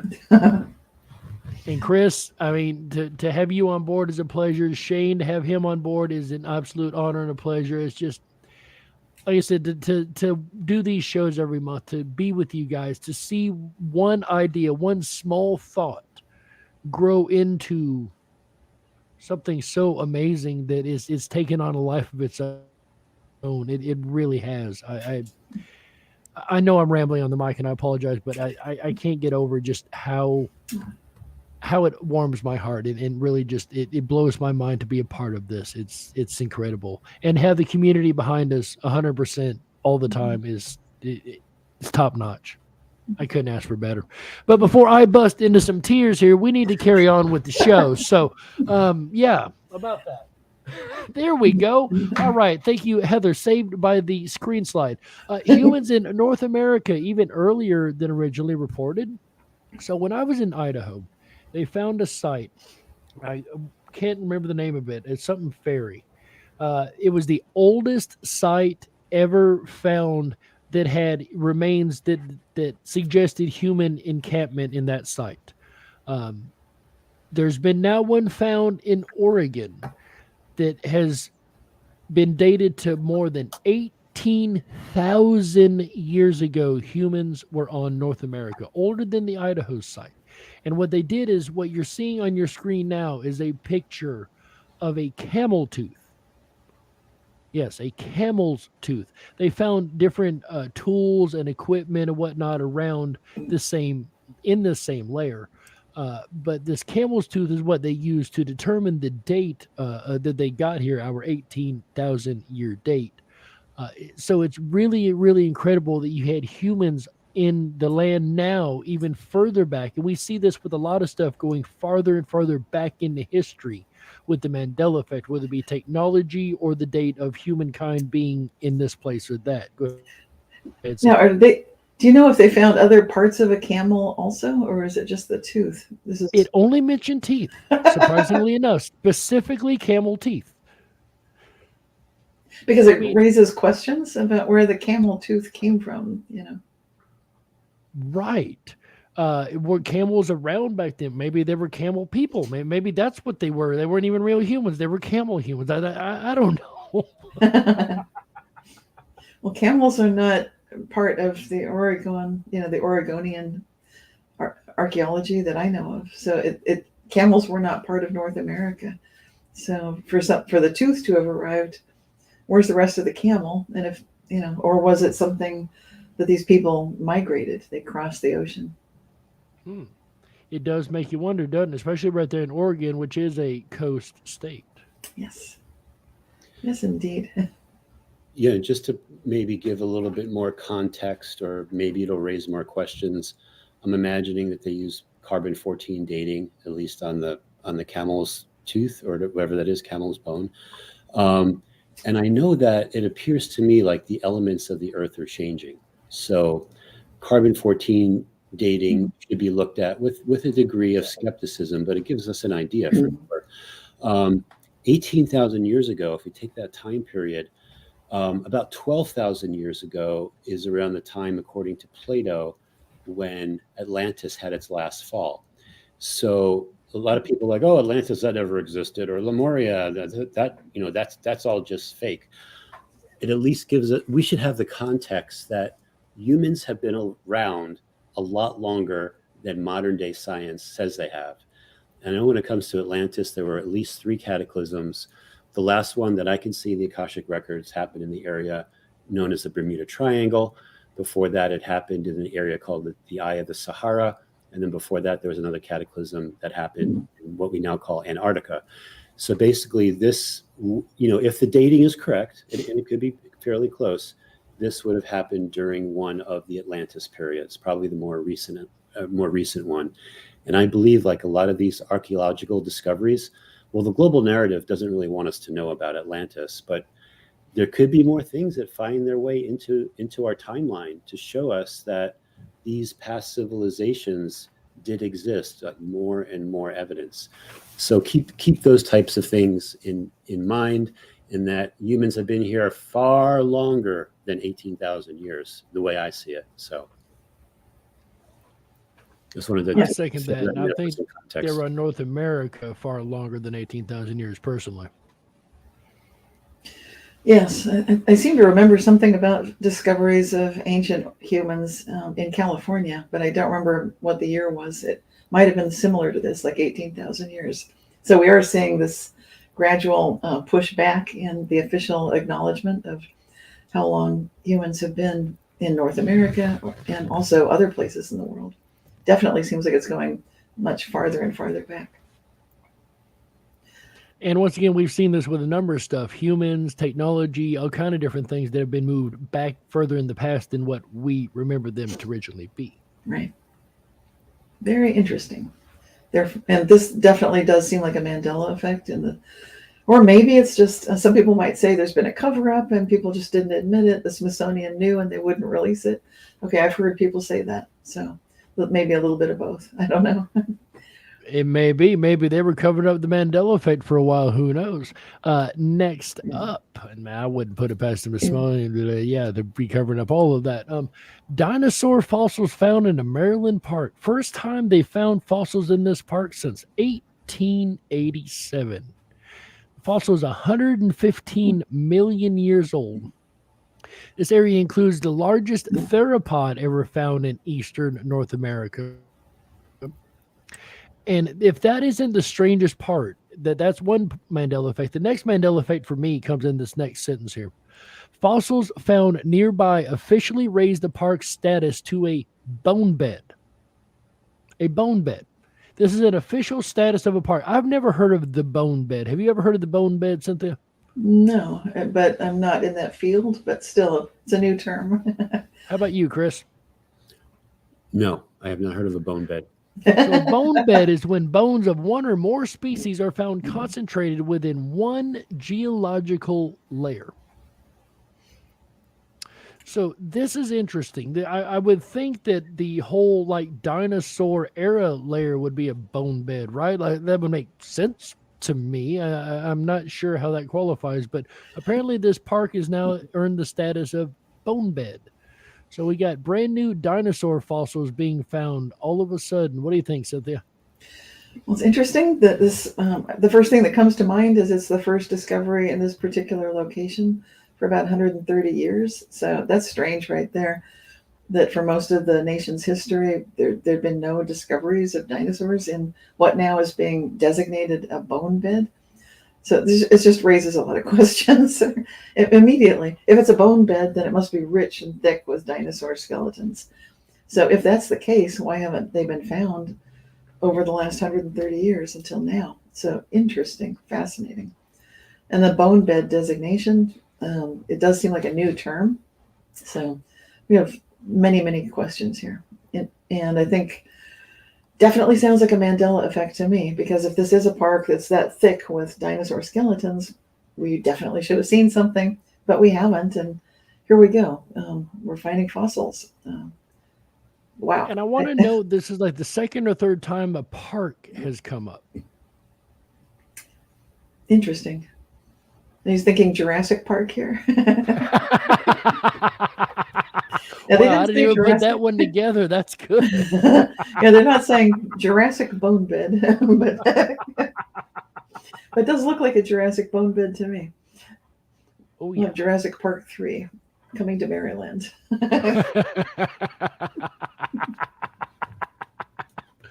Give them time. Give them time. I want a pet dinosaur. I'm waiting for dinosaurs to come back so we can have pet dinosaurs. I want to walk down the street with a mini stegosaurus, right? Not a rooster. You could have a chicken or a rooster. Yeah, modern day dinosaurs. Yeah. Yeah, and this discovery was made about 25 miles south of Baltimore, Maryland. So this is not out in the middle of nowhere. Yeah, 25 miles south of Baltimore. This is like that Los Angeles millipede. It's like right in a huge metropolitan area. Or the flower park. Yes.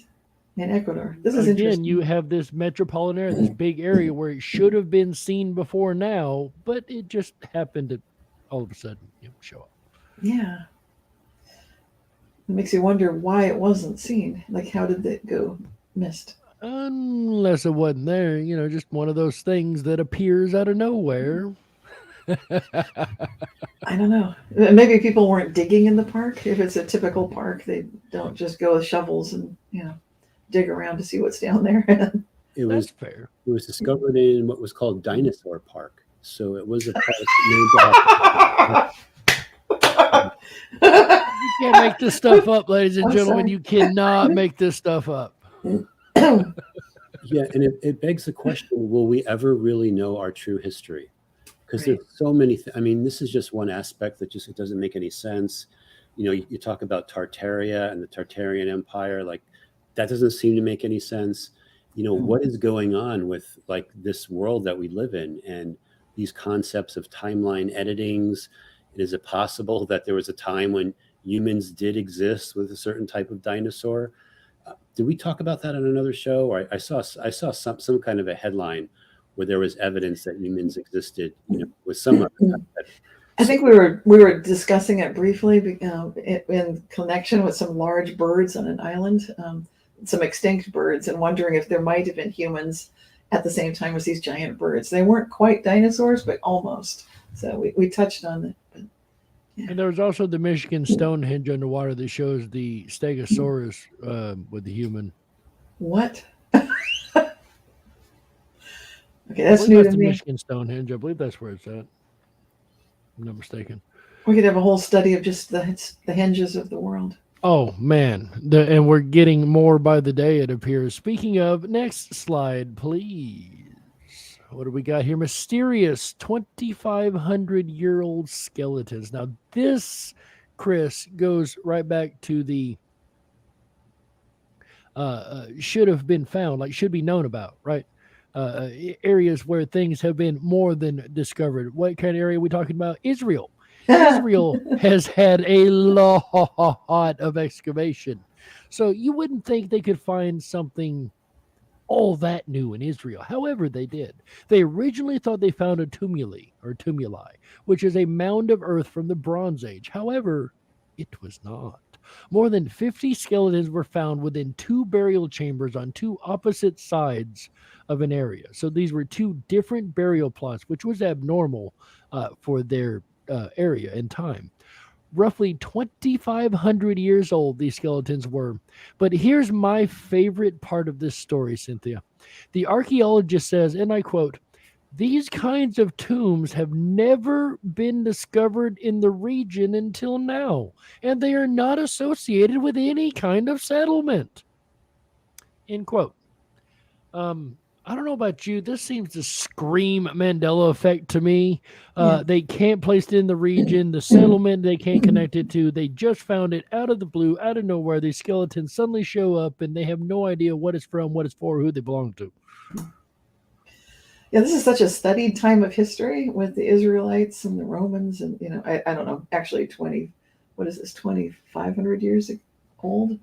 So I don't know exactly who was around then, but it's like you said, Israel. It's not that big a place, and it's been intensively scrutinized and studied for archaeological and great spiritual and significance. So this is a powerful, meaningful area, and in space and time for something like this to just pop up.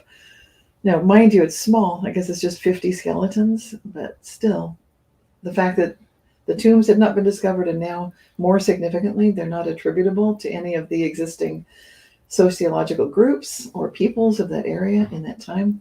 This is striking. It's huge. And then I was captivated by this alabaster vessel. I don't know what that is, but I guess that goes along with the mystery of who these 50 people are. Apparently they have artifacts, not just skeletons. And that furthers the mystery of what exactly was going on. Who are these people? What were they doing there? Right. Clearly they were crafty to a degree, could work with alabaster and things like that to create such divine vessels as we see on the screen here. How could you just lose an entire group like that, or just now find evidence of a group in an area that you've more than well researched since biblical times? Right. Yeah, and about just to add some little context to this too, around this time, 2,500 years ago, the world empire that would have been reigning would have been the Persian Empire, would have had the most power. It's also when ancient Greece was rising around the time, I believe, of Alexander the Great. So there's a lot of things happening in the world at that point. So keep that in mind as well. Gotcha. And having said that, it doesn't match anything that people knew about. So when they're studying the dig site, they're not finding it lines up with anything. It's like, okay, who are these They people? aren't saying this matches Persian or this matches this or anything. Mm-hmm. And it matches nothing in the region, which is really mind-boggling to me. Like that right there screams Mandela Effect. Mm-hmm. Yeah, interesting. Because it's been a long time that people have been digging around and investigating Israel, and it's not like an unexplored area. Right. So when is a find not a find? When it's the Mandela Effect, ladies and gentlemen. And yes, that can be a thing, in my opinion. Next slide, please. Huge ancient Roman baths discovered in excellent condition. They were found in Spain. Roman baths found in Spain. Apparently, this was from a time when the Roman Empire was expanding, and it was at the edge of the Roman Empire at the time. City of Merida. Yeah, they said that right. The colony was founded in 25 BC when the Roman Emperor Augustus was conquering the region, according to the timeline now, anyway. Made as an idealized model of Rome. The whole city of Merida was made as an idealized model of Rome.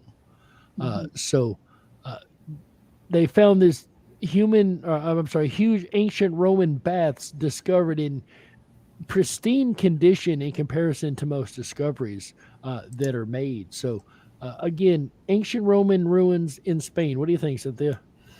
Well, again, it's kind of unusual that they just make this discovery now. Spain I know it's a big place, relatively speaking, for Europe, but still, it's not that big.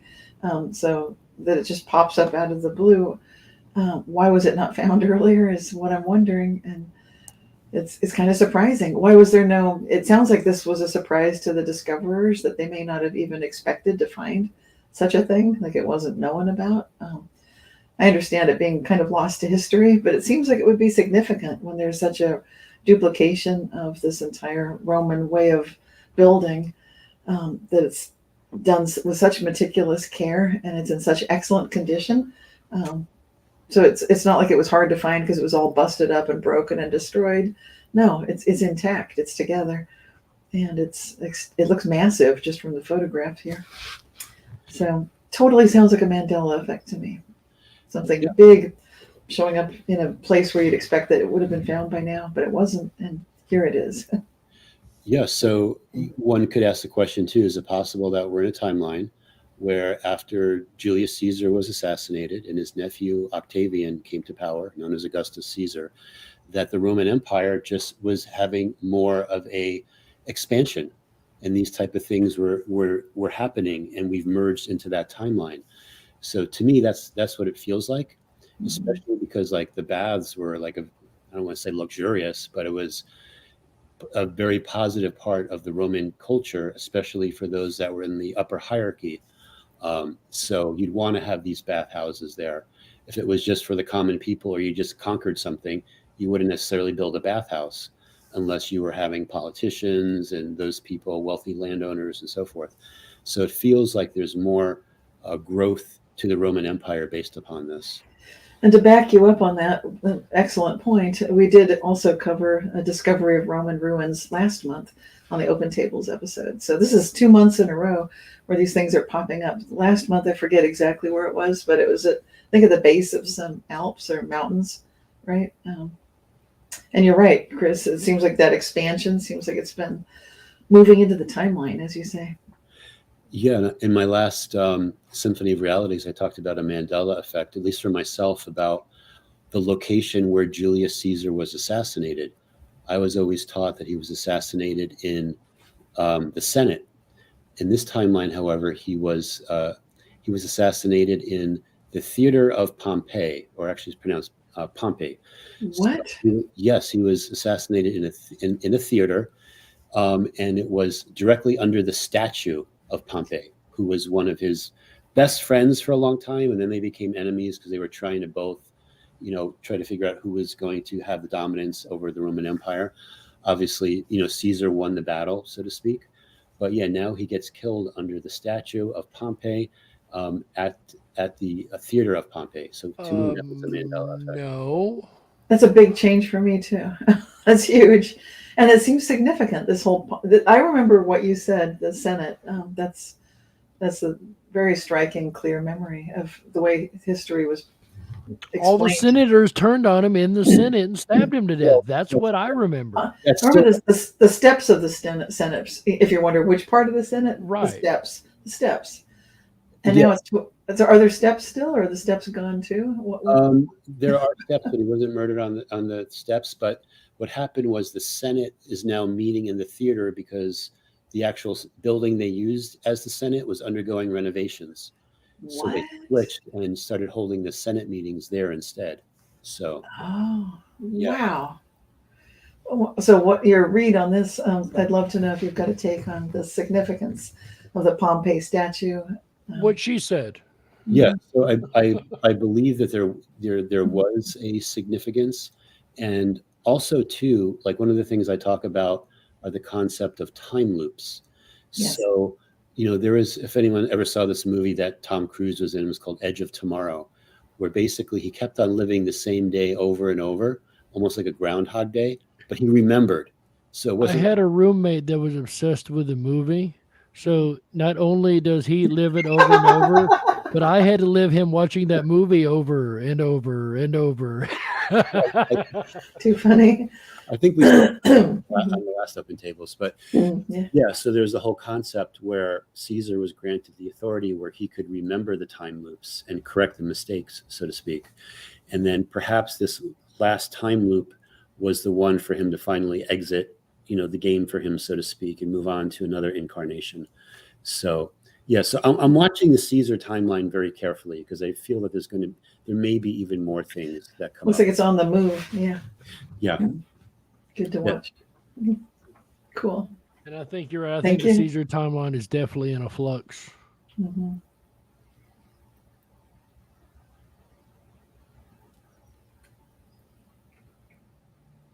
We can go to the next slide, I guess. Yeah, sorry, I was reading the chat there. Okay. Sally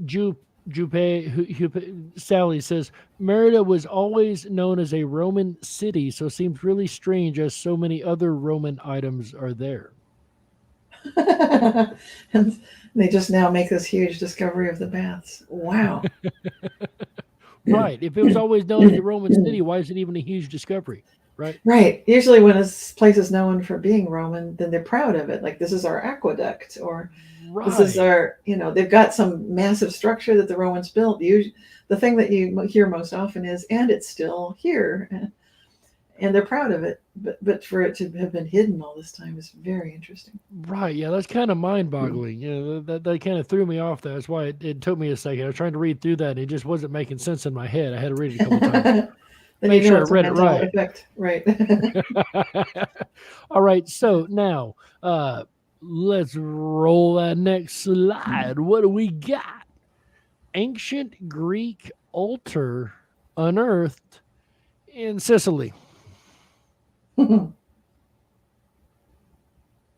And I think we actually have a video for this particular one, if we'll give our producer a moment to pull that up. But yeah, apparently the Greeks made it as far as Sicily, Italy. Wow. So this is only like 40 seconds long. Oh no.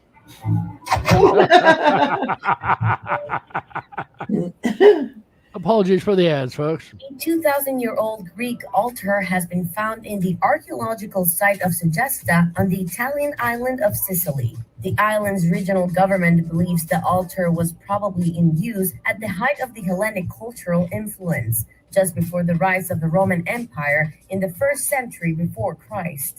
Reuters reports that apart from the altar, archaeologists also dug out a similar shaped relic that they believe may have been a support for a sculpture. Both findings are perfectly preserved. Today's Segesta archaeological site used to be an ancient Greek city nestled between mountains. So apparently the Greeks expanded as far as Sicily and built a couple cities, including altars there. Interesting. This is really interesting. I don't know much about this, but it sounds like it goes back. We were looking at some of that time frame. I don't know what the time span that they're talking about is. It could be a couple thousand years ago, 2,500 years or so. I don't know if it says anywhere, but this is really interesting. So about the same time that the mysterious bodies over in the other place were being put in the ground. Possibly. About 2,500 years ago. Okay. Wow. This is news to me, but it seems plausible, but it does seem like possibly a Mandela effect. I'm not really sure on this one for me personally, but very interesting to see such a huge influence from the Greek civilization, the Hellenic time. So we could look up the Hellenic time period and see exactly when that is. Check that out. Right, but it's just amazing to me. We keep finding these archaeological discoveries that just seem so out of place, and they all come up just really all of a sudden. Like these are all new discoveries. That's what's really interesting, that so many of these things are coming up suddenly after hundreds or perhaps thousands of years, and suddenly we're finding, like, we never knew about this, whether it's a dinosaur or an ancient Roman site, or like these 50 people and their artifacts. And for those that do know about this or did know about this and this ain't a Mandela effect for you, that's fine. That is no problem at all. That's, as a matter of fact, expected to some degree in this community. So if you resonate with a lot of them but don't resonate with someone we presented today, that's quite okay. You don't have to. That's not required to be in the Mandela effect to resonate with every single one, right? We just prefer that people ask questions. If they're paying attention and asking questions, we're happy. We're all good. Absolutely. That's what we're here for, is educational purposes. Mm-hmm. And speaking of educational purposes, let's see what our next educational goal is. What do we got next? The 4,000-year-old Dutch Stonehenge-like discovery, dubbed the Stonehenge of the Netherlands, ladies and gentlemen. I don't remember the Netherlands having even any kind of history that would have dated back to a solar calendar civilization. That's new for me in and of itself. Quote, this is a quote from the article. "This is the first time a site like this has been discovered in the Netherlands." We keep seeing this too. The first time we've found something like this. It doesn't match anything we've ever seen before. It's first we've ever seen like this. Interesting. The main mound is about 20 meters, 65 feet in diameter, with its passages lined up to serve as a solar calendar. Wow. What do you think? Think this might have slipped into our timeline? Think we might have entered a new timeline where this is? What do you guys think? Yeah, I mean, there's this Stonehenge of the Netherlands. I mentioned before, Stonehenge in Ireland called Dromberg Circle. And then when you look more deeply into it, what do the Akashic records show? Sometimes they're portals, sometimes they're stargates to other locations. I mean, they're all deactivated at this point, but could they be activated again in the future? So yeah, I think we'll discover more of these Stonehenge type things, like all over the world, actually. It seems like a safe prediction, because you were mentioning that there's one underwater, Jerry. In Michigan, nonetheless. Weird. No with doubt. a dinosaur on it. With a dinosaur. It gets bonus points. If that was a school project, it's like, okay. So what would have made people think to put the dinosaur on there, right? That long ago. Maybe they were writing what they found. Just say it. Just say, maybe they were writing what they seen. I don't know.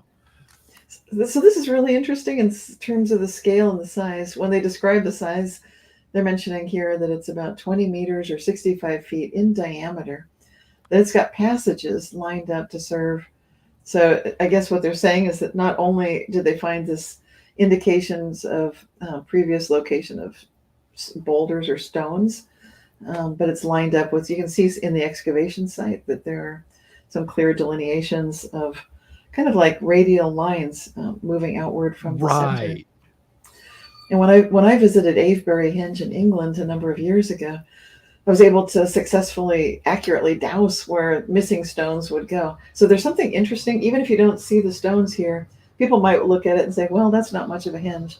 I beg to differ, because I've been at a site where some of the stones were down and there was no problem whatsoever dousing to locate exactly where those stones were, because the energy is so incredibly strong at each of the places, which is, then it becomes a chicken and the egg problem. Was the energy that strong before they put the stone there, or did this energy come in after placing the stone? Right. Did he create it or amplify it?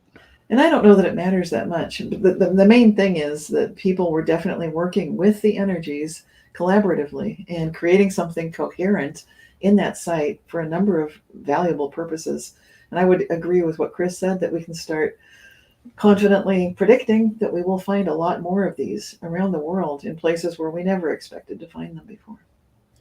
Yeah, and could these be signs, like, could these literally be signs of advanced technology from the past? So I'm just going to mention, Stargate, that whole concept, and there's a whole TV series, Stargate, SG-1, et cetera, introducing us to the concept where you could move and travel from one point of the galaxy to another point of the galaxy, for example. So right now, like when I tune into this, and of course, this is what I'm getting. This is, people can just listen to this and make their own decisions. It's deactivated.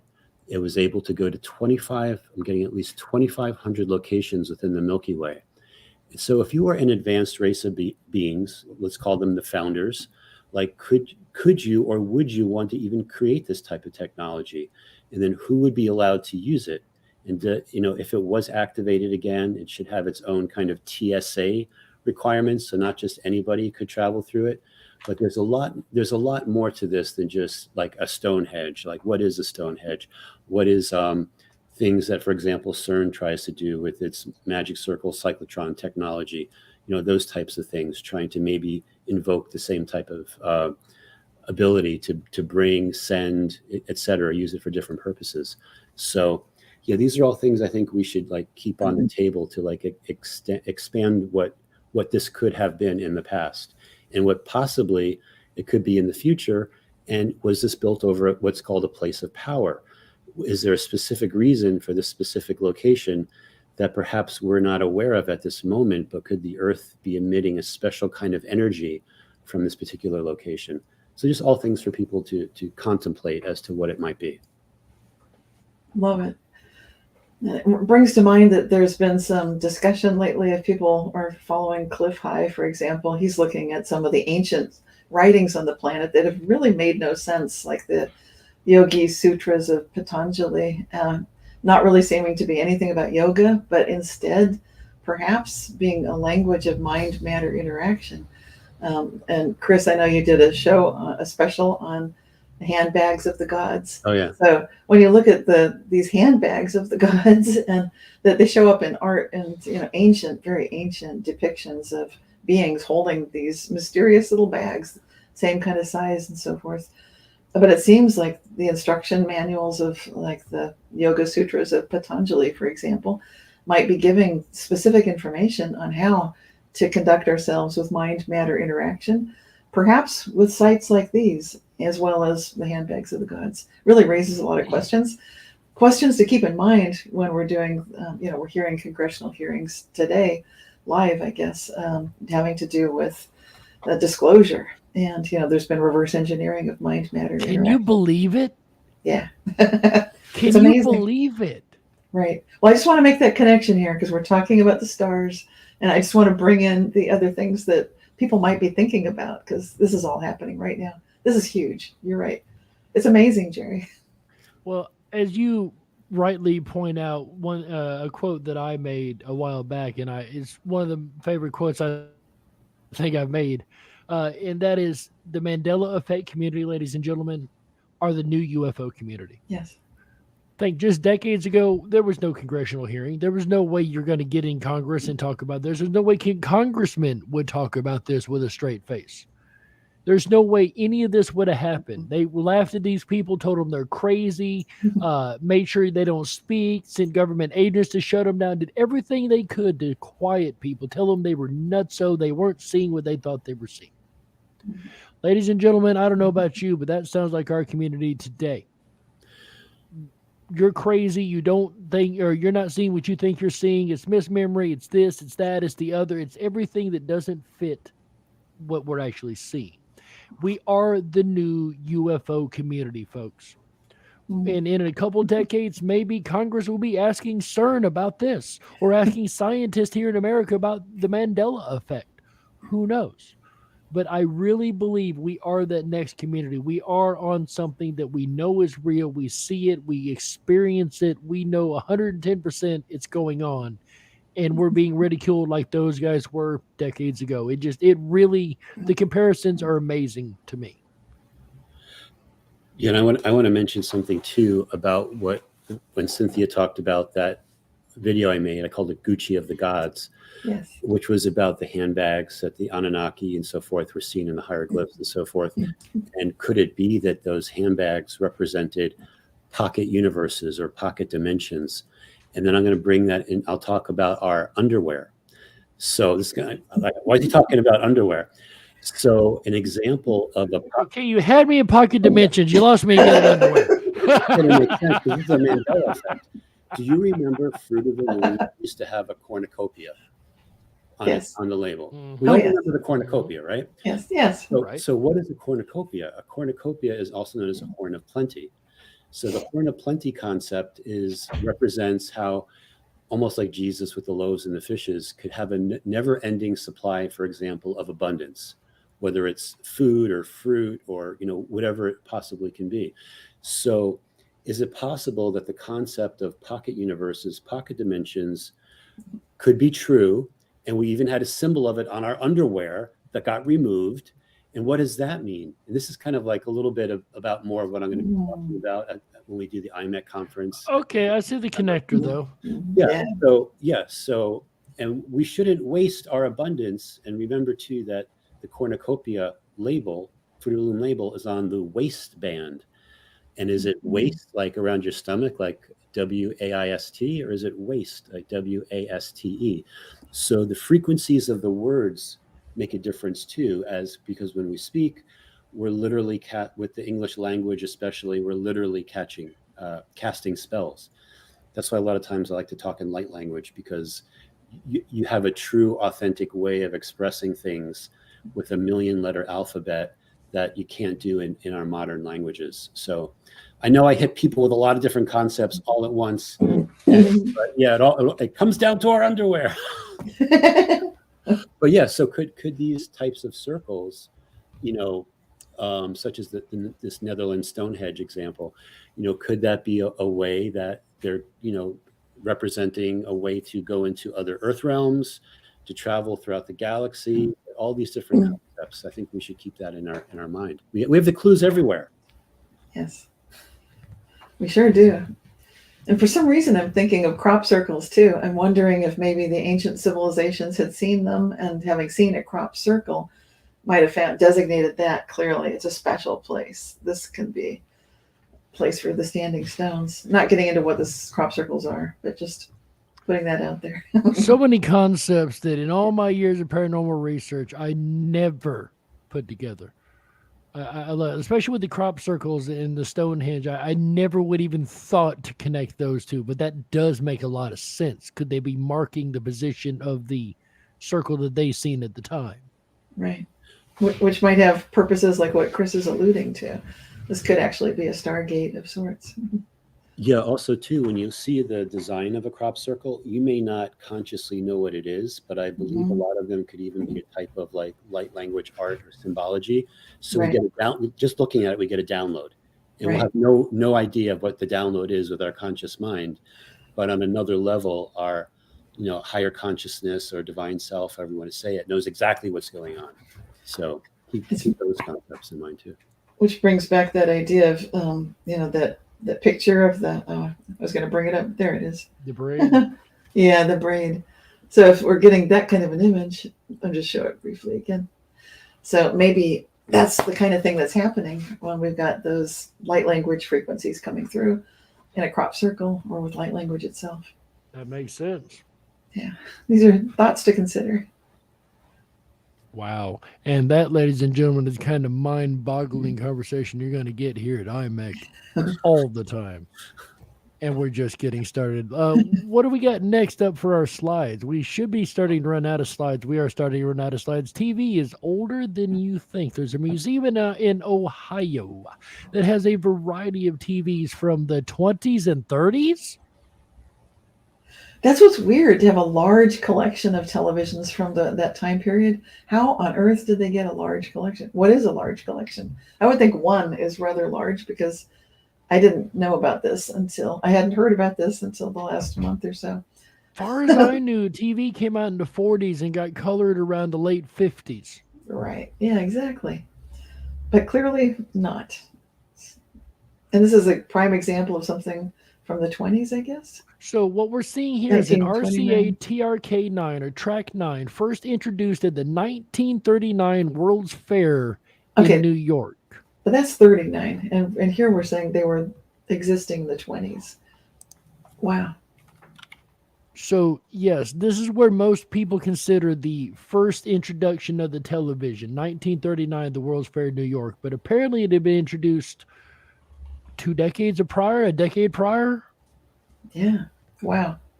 And this TV looks like somebody tried to combine like a radio and a TV all into one. Maybe they're going for the VCR before it was a thing. I'm not really sure. But I don't remember. Now, I could be wrong. I don't know every TV ever made, but it seems to me most every TV I've ever seen just had like 2 or 3 knobs, and that was it. Yeah. This one's pretty complicated. Yeah, and just to add to this a little bit more, when I was doing a little bit of research onto this, it was, in the 20s, radio was definitely in its heyday for sure. So a lot of the way these TVs worked was that you would almost get like a radio broadcast, and it would show like a still image on the screen, like a newspaper headline you'd see on the screen. So, like anything that's new and experimental, definitely. But I had no idea it started as early as the late 1920s. And they did have broadcasts, and it said that they weren't long broadcasts. And there wasn't a huge audience, obviously. It was primarily for the scientific community and those in the media that were showing what the future was going to be like, et cetera. So, but just to have this museum that shows these TVs from the 1920s, I just never heard of that before, including the whole concept. One of the things that I learned about was flat screen TVs in the 60s. What? I'm sorry, repeat that statement, sir. Not sure I heard that right. Flat screen TVs in the 1960s. That man just said the 60s. Is that what he just said? Yeah, it didn't work the way they did now. It was a little bit tricky. What they did is, back then they had the cathode ray tubes. What they would do is they'd have the cathode ray tube in its own box, and then somehow have the screen itself separate from it. But still, the technology was something that I had no idea. So you'd have a flat screen, and then attached by wires was the actual cathode ray tube. So it was very interesting. But even that kind of a concept for the way that technology worked, I had no idea they could do that. So yeah, really fascinating. All the technology. Last time we talked about electric cars, right, in the early 1900s, and right. So. Yeah. So again, it seems like we're moving into timelines where there's technology has had more of a head start than we ever consciously remember it having. And I've been following this tech before its time for quite a while. There's a guy who used to do videos called Lone Eagle. He used to cover that quite a bit, all kind of different examples of technologies that have slipped backwards in time further than we remember them originally being created or brought forward. Yeah. And do you know who the inventor of the TV is? No. His name was Philo Farnsworth.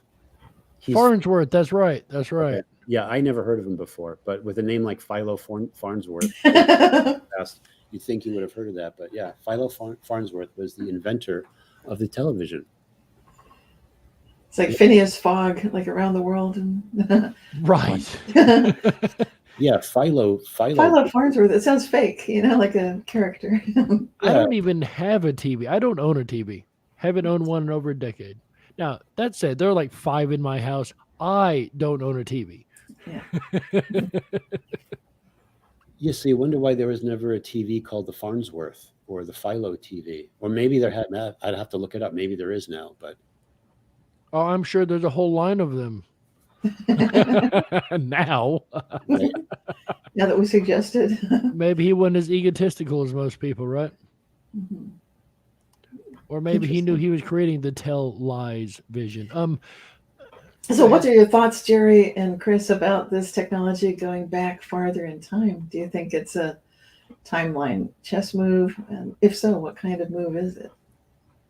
I don't see it as a chess move myself. Then again, I usually view these things a little differently.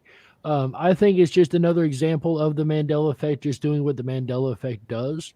Just as we can find skulls and fossils from the past all of a sudden that should or should not be where they're at. I think we see the same thing across the board with history, with technology, with humans. I think it's just an aspect of the effect. I don't personally think it has a meaning per se. Now, that's my take on it. I could be 100% wrong. Let's be very fair here. But like I said, I think it's just an aspect of the phenomenon itself. That's my take on it. Maybe I should have asked, how good can it get when this technology goes back farther in time? Could it speed up what we've got today? Could it actually improve what we have sitting here next to us today because it went further back and we had more time to research it? That's a good question. Mm-hmm. Yeah, and what's interesting too about Philo, who invented the television, was that you have to invent the video capture device as well. Right. So it's one thing to like see it on your screen, but then how does it get there? Right. So he invented something that became known as a video camera tube, which was a way to capture moving images and then broadcast that onto the TV. So he actually was the inventor on both sides of the television. Wow. Yeah. So he's quite the guy. They should make a documentary about him. Well, maybe they have. Right? Now suddenly it'll exist. I've never seen the documentary if they have. Wow. Interesting. That's interesting. Philco Radio says Boiling Frogs. Okay, yeah. Is that spelled Maybe the that's same? a connection. Is that like spelled like Philo Farnsworth, or maybe slightly? Philo is PHIL. Yeah. Good. Okay. Philo. So maybe it is Philco as a kind of a nod to Philo. Could be. But there you go, ladies and gentlemen. Technology has swept its way back a little bit further in the timeline. What do we got next? So this is something I've been waiting for. Cynthia, I think, is going to love this. Well, it's fascinating. Yeah. We perceive time as anything but constant. Let me stop right here.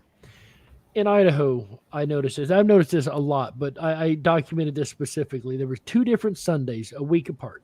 Of course, that's where Sundays tend to fall.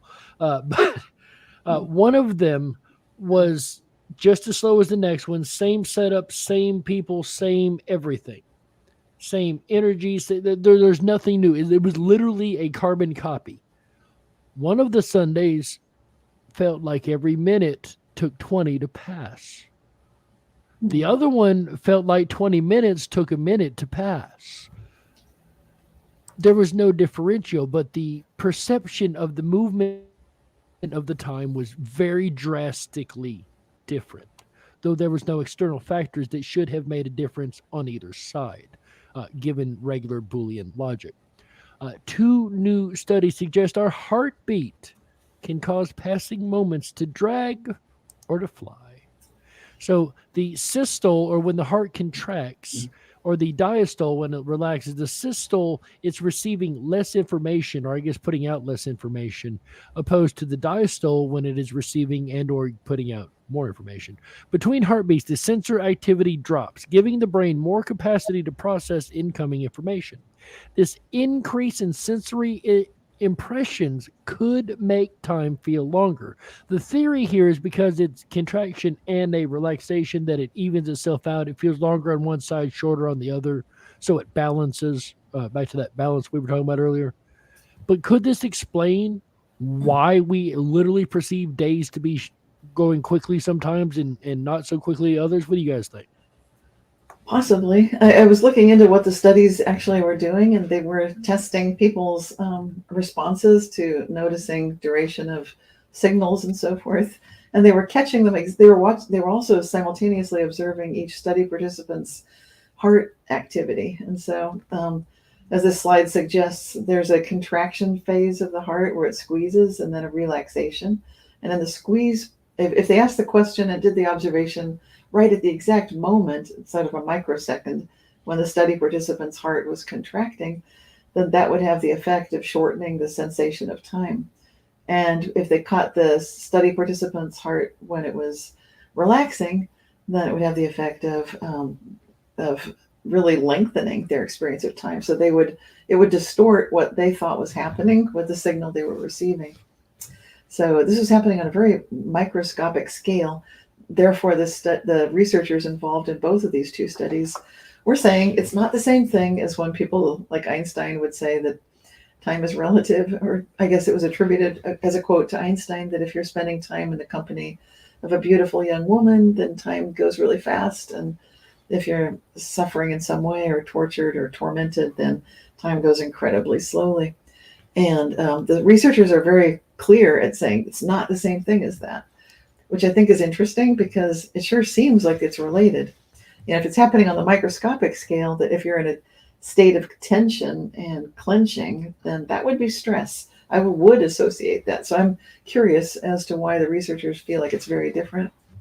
And I'm not so sure it is very different. What I see when I look at the quantum effects of like a quantum captain playing a game with a captain of a spaceship who's not working with quantum principles, and they're having some sort of a shootout. Which spaceship will prevail? Would it be the classical Newtonian captain or the quantum? It's going to be the quantum captain every time. Now, the classical captain is going to say he cheated. The quantum captain's cheating. He's doing something that he shouldn't be doing. Okay, maybe so. But the truth is that the quantum properties, the quantum logic, the quantum phenomena is actually, it's universal. It's everywhere. Can't escape it, and it actually does tend to jump to the answer. It knows what to do to be fastest, to be there first, to have a simultaneity of coherence going on. And we're seeing more and more quantum activity on the macro scale. Yeah. So I'm saying something different than the scientists are saying. They're saying, well, we see something, it's only happening at the microscopic. You can't say it's definitely happening on the bigger scale. I'd say not based on what we've seen. And I would say I'm going to go differently with what they're saying. And I'd back you up, Jerry, and say, yes, absolutely. We can probably predict to see exactly the kind of thing that has happened to me when I've had a call from a client. In one case, she was in the emergency room, and she said they're admitting me because this was decades ago, a long time ago, but she said, Cynthia, help. I'm being admitted. My heart rate's racing. I said, okay, good. Oh, they got you hooked up to the machine. Perfect. Here's what we're going to do. And just relax the autonomic nervous system, work with breathing and energy. And in just a matter of moments, she had all of her readings, just in a very relaxed state. It can happen in a heartbeat really fast. You can change everything. So I'm saying something differently than what the scientists are saying.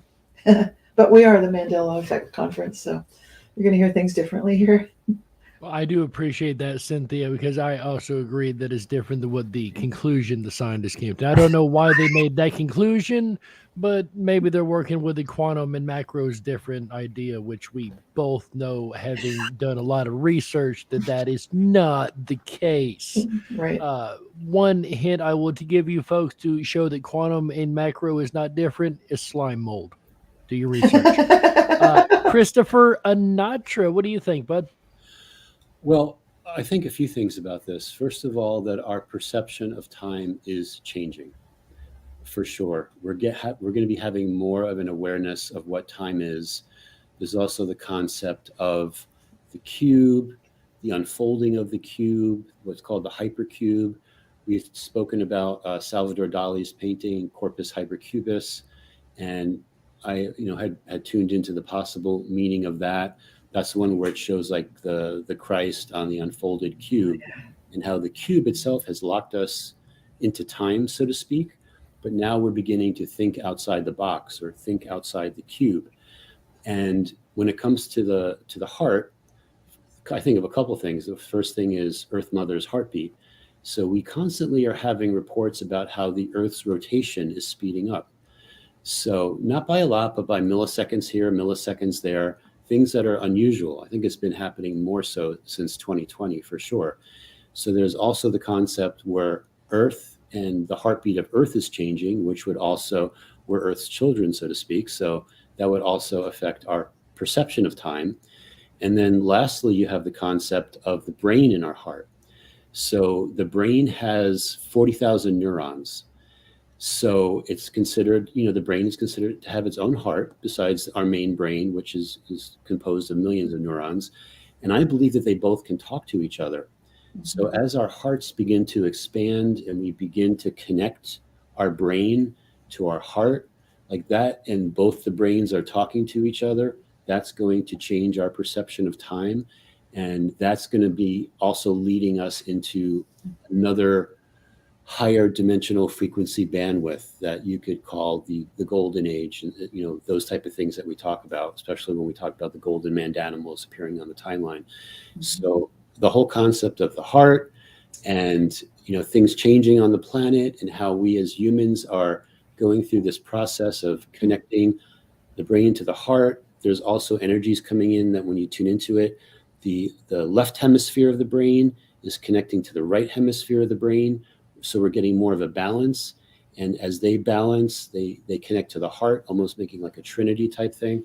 So yeah, all these things are like really important to talk about, to show what could be happening. And the side effect of that, the very basic side effect of that, are the glitches that we keep seeing in the Matrix, the deja vu experiences that people are having. And it seems like there's maybe an uptick about that. Because when I talk about deja vu, people are always like, oh my God, I had a deja vu last week, or whatever it is. So all these perceptions of time, linear time, what it is, how it works, how we view the world around us through our eyes at 60 frames per second, all these things are our perceptions in the coming months and years are going to really start to change. And I think that some of us, especially the ones that are watching now and are very observant of Mandela effects and so forth, will almost be like the first wave of people that are experiencing this, so that we can help the second wave and the third wave, however many waves there are, begin to make sense of what this reality is. So this was a great slide, and it brought up a lot of these different concepts for me all at once. Excellent. So quick yes or no then. Do you think that what they found on the micro scale can affect your macro scale? Yeah, that's a question for me. Absolutely. As above, so below. Yeah, that was for you. Yeah. Yeah.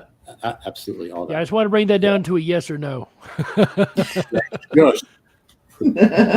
Quantum mania. Sorry, I had a Congress moment. I'm kidding.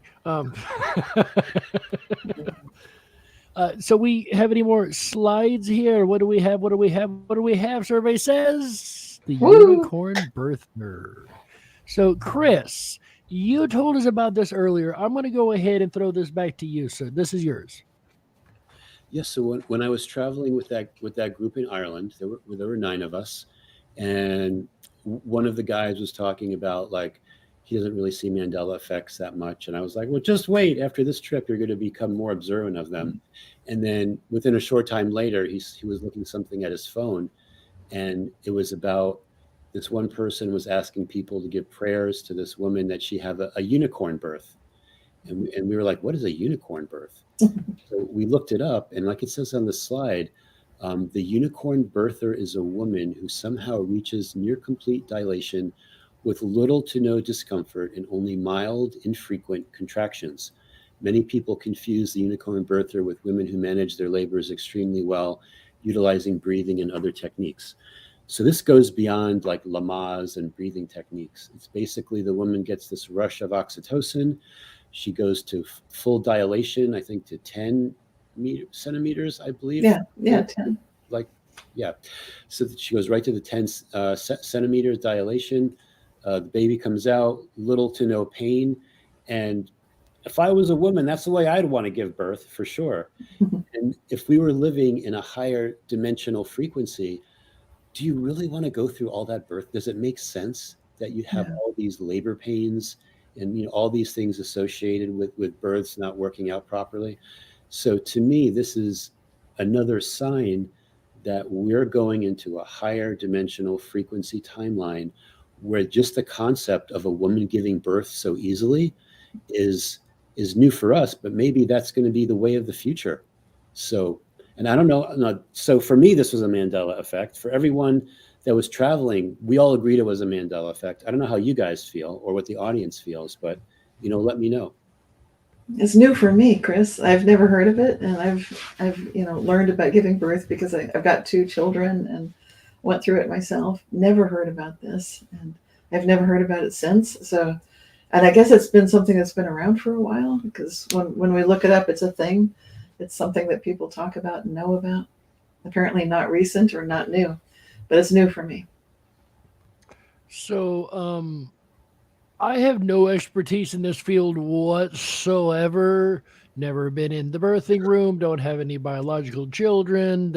I'm not exactly an expert of any kind in this field. That said, I've never heard of a unicorn birth. This is all completely new to me. I have heard of a number of births, including water birth and other strange ways of doing it in research that I've run across through time.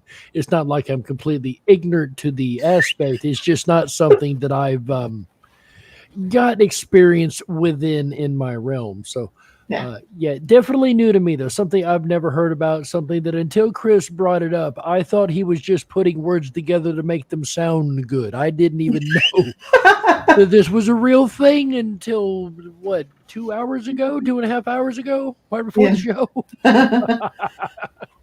Now, what are people saying in the chat? Anybody recognizing this? Is this familiar to any? Birth that's not painful, that's for sure a sign of the golden timeline, says Rocky the Flying Squirrel. I agree.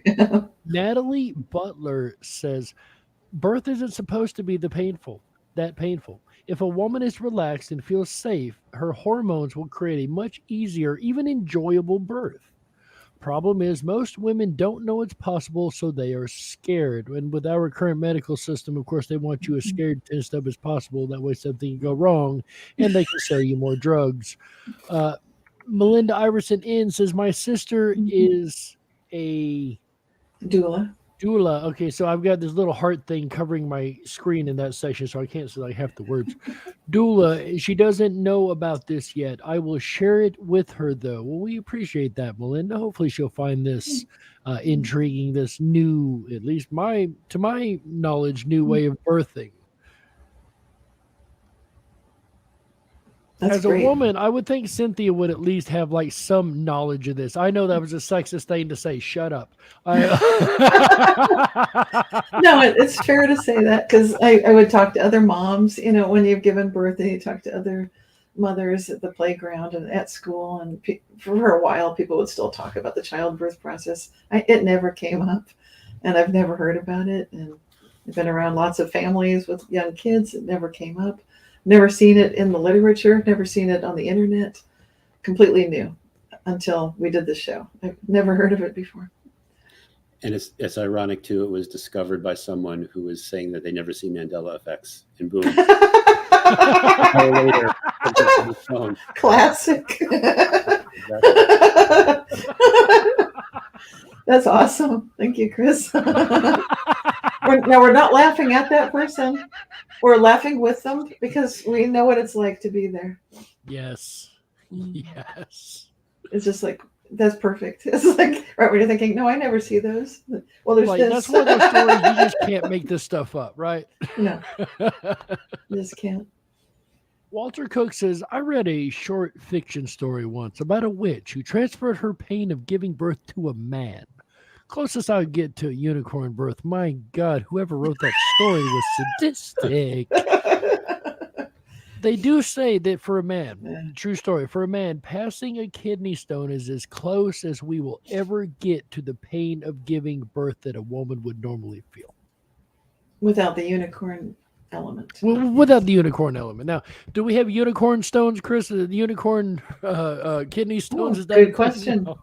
That's a good question. Love it, Jerry. Yeah, or we'll even have kidney stones in the future. Like why? Yeah. Cancers, like why would we even want to have that? And there should be abundance in health, for sure. Right. I like that. We should be able to live as long as we want. We shouldn't have they call it like a death contract, but like when you come in, there's a possibility that these are the different things that will happen to you and you'll die on. No, we don't want any of that. We want to be able to be in control of that for ourselves. So, in having optimal health. And maybe inflow. I'd say inflow of that. Rather than, I think sometimes control can be a loaded word. So I think inflow of it is good. So you're working in coherence with all levels of yourself. There you go. I like that. Incoherence. Mm-hmm. Sorry to interrupt. I just prefer that. I love what you're saying otherwise. Yeah. And control is not a good word because there's, sacrifice, lack, control. All those things are how people try to manipulate and get their own abundance by controlling others and existing in lack and making sacrifices. No, all that stuff should just be gone. That shouldn't be the way of the future. Love it. All in. Yes. All right. Next slide, please. I think this is our Patreon slide, ladies and gentlemen. Yay. A very, very special thank you on behalf of Cynthia and Chris and Shane and Heather, all of us here at IMEC. A sincere and very honest to goodness special thank you to our current and new Patreon subscribers. So for those that have been here with us over a year, the gold level, Jason Ram, Jody, Colleen Learley, James, J.D. Peterson, Josiah Boricius, Paul Ellis, Bo Kim. Silver level over 6 months have been hanging out with us on the Patreon and enjoying those special behind the scenes videos over there.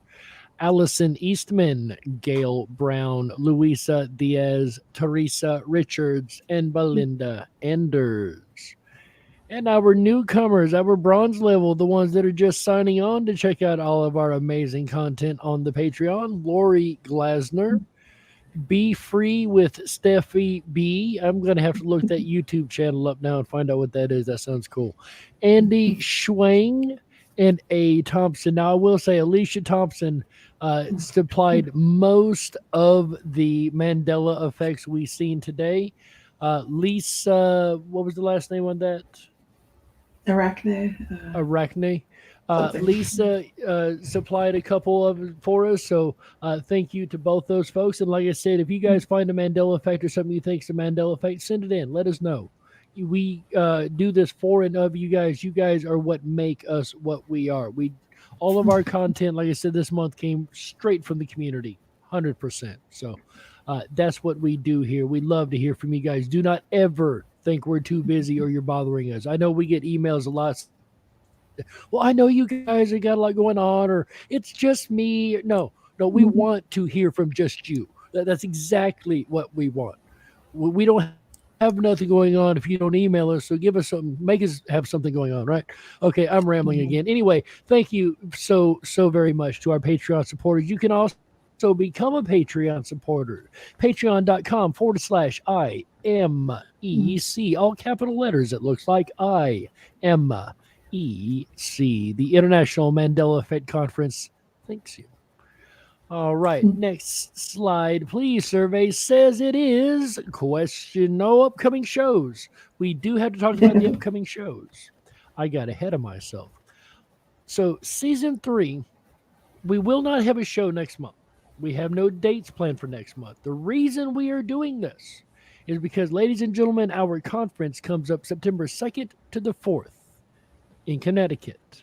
And we are planning on doing a live show live from the headquarters of the International Mandela Effect Conference, live from Branford, Connecticut. We will be broadcasting together in person, most likely, from that place. So I cannot wait to join my amazing friends there. So that is why there is not a date and time set for next month. We will be going live sometime between September 2nd and 4th from the conference. So do keep abreast with imec.world, imec.world, our website. You can keep up to date with all of the goings on here at IMEC. Anything you guys would like to add to this before we jump slides? Well, I have received some questions. People are asking for information if they want to fly in, and I've been referring them to imec.world. There is a information sheet that you can download. So just you have to look for it, but when you go down and you find the information about the event, then click on it where it says, I forget what it's called, but it's some kind of information, and it tells you about the two airports that are closest to the event, as well as lots of other good information is on that. You can download that PDF file, and all the information is there. So please look for it. It's right there. Anything, Chris?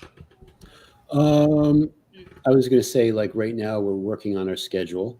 So hopefully in the next week or so, we'll have the schedule for Saturday, Sunday. You know, if we're doing something on Monday, if we're doing something on Friday evening, possibly a welcoming type event. All these things we're going to try to work out so that people have an idea, and then where the location is going to be. Because if it was going to be a smaller group, we were going to have it at my office, but it looks like the group is growing in size. So we most likely will have it at what's called the Branford Library, which is in downtown Branford, that could hold about 100 people. So, you know, we're still hoping for a smaller group. 100 people is a lot to manage, but we'll at least be able to fill that number.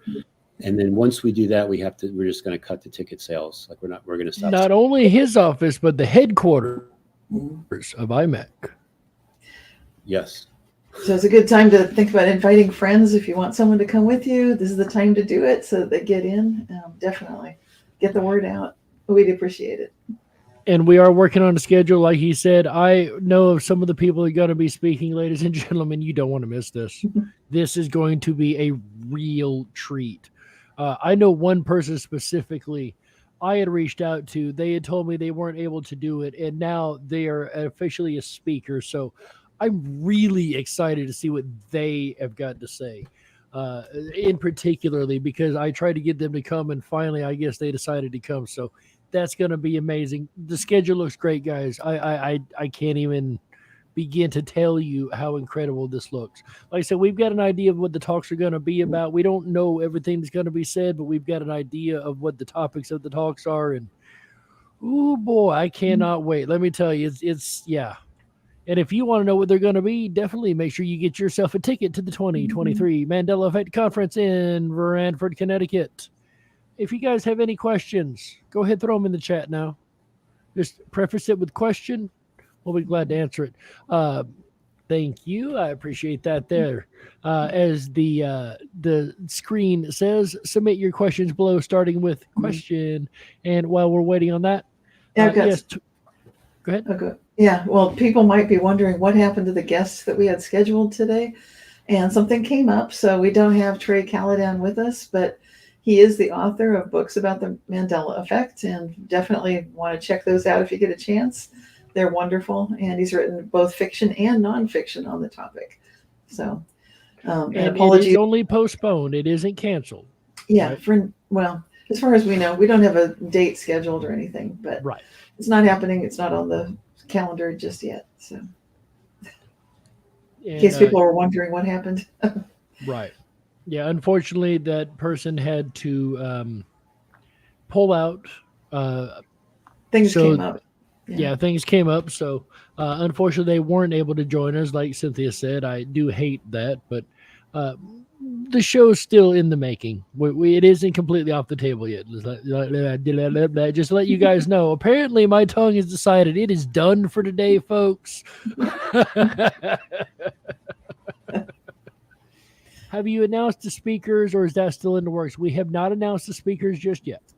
That is still in the works.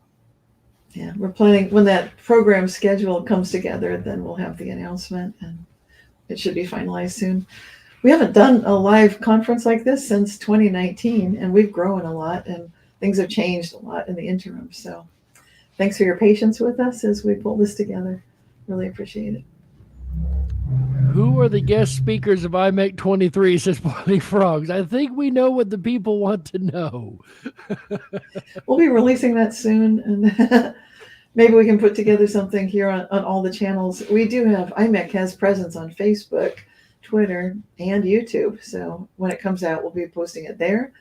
And you can also sign up on our newsletter at imec.world. So we'll be releasing it all those places. Dead GPK says, has anyone noticed on Michael Jackson's Beat It, the pool tables are billiard tables now, no pockets like the traditional ones? Huh, interesting. No, I can't say I've noticed that till you pointed it out, but that is interesting. There you go. Another Mandela Effect caught by Dead GPK. Yeah, I would say I think one of the things related to Michael Jackson, one of the slides that Trey was going to go over with us was the Jackson 6. Mm-hmm. Yep. A lot of us remember the Jacksons only being 5 brothers. Right. And now there appears that there is a 6th brother whose name is Randy. He's the youngest. And there was a time probably for about 2 years where when they performed, there were actually 6 Jacksons. But I was doing some research on it, and I found this one time they were on the Tonight Show with Johnny Carson. And there's a clip where Johnny Carson's like, "You're called the Jackson 5, but there's 6 of you." So even Johnny Carson was surprised about that. I think we covered that, right, on an Open Tables. I think we did. Don't you remember? Well, wasn't there one clip where they one of the hosts asked him, like, "Who are you?" Right. I don't remember. I think it was like Cosby or something. I don't remember you. Where'd you come from? That's funny. Well, what I thought you were going to say, Chris, is getting to the pocket thing with the billiards, because the pocket and the cornucopia, the pocket universes, and Gucci of the Gods. And I'm thinking, oh my gosh, wow, a connection. So there was a pocket and now it's gone. So there was a cornucopia, now it's gone. It's kind of interesting. That's a good point. That pocket universe connection. Yeah. Okay, guys, here we got one. Cousin It from the Addams Family. You remember Cousin It, right? Yeah. How do you spell the name Cousin It? Is it I-T or I-T-T? I was going to say, someone did write to me about this one. Yeah, it's not, I wasn't a big follower of this show, but a lot of people watch the Addams Family. What do you guys think? We can ask people in the chat too. I would have guessed just IT. I wouldn't have guessed any different. That would have been a guess. I've never actually seen the name written down. So, right. You know, it wasn't exactly written in the show or anything, as I could maybe in the credits, but I wasn't exactly the person reading the credits. So, yeah, really reasonable. wouldn't have known. You know, I would have guessed it. Yeah. What about you? Yeah, I would definitely just IT, but it's interesting too because Adam itself is a Mandela Effect, because I remember definitely only one D. Exactly. Yes. Well, then you're on the right track here, because guess what? I guess are you guys looking it up, or we should wait? Anybody else answer in the chat? Nobody's answering. IT says Melinda Iverson in. Yeah, that sounds good. So we're getting a lot of that kind of response. 1D for me too, says Melinda Iverson in. 1D for me says Boiling Frogs. Or 1D here too says Boiling Frogs. Well, you can look it up and see what it is now, but I think it's doubled up or something. I think they're both double now. I think it's ITT and ADD. Yes. And that's significant, right? They keep doubling. That one just keeps doubling. I'm not sure if that's good or bad. And Condoleezza Rice, that was something weird too with that name. We're getting a lot of the L's and E's and Z's and Z's, the double everything in that name. Right.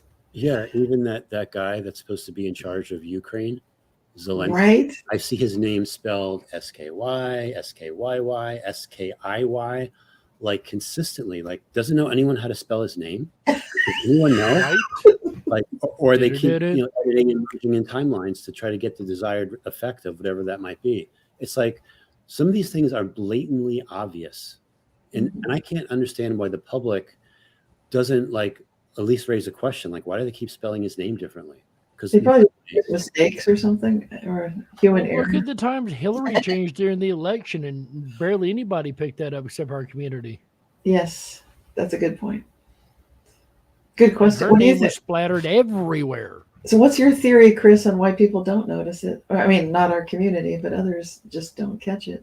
Yeah, I mean, it's the same thing about Mandela effects. Some people just, whatever, the name sounds the same, or whatever it is, they're just not Close enough. Yeah, but it's like, to me, it's such an in-your-face thing. There's so many things that are like in your face. Like if you watch news headlines, Yeah. even like when I was totally asleep, I would have even been like, how come they can't get this guy's spelling? Like, it's SKY, end of story. But that's not the way it is. So what is this place? Funny. I apologize. I have some lawn grooming going on behind me. I'm not sure if it's coming through my mic or not. I'm assuming that it is. Not too bad, no. It's fine. Well, that's good because it's coming through my ears much louder than it's coming through my mic.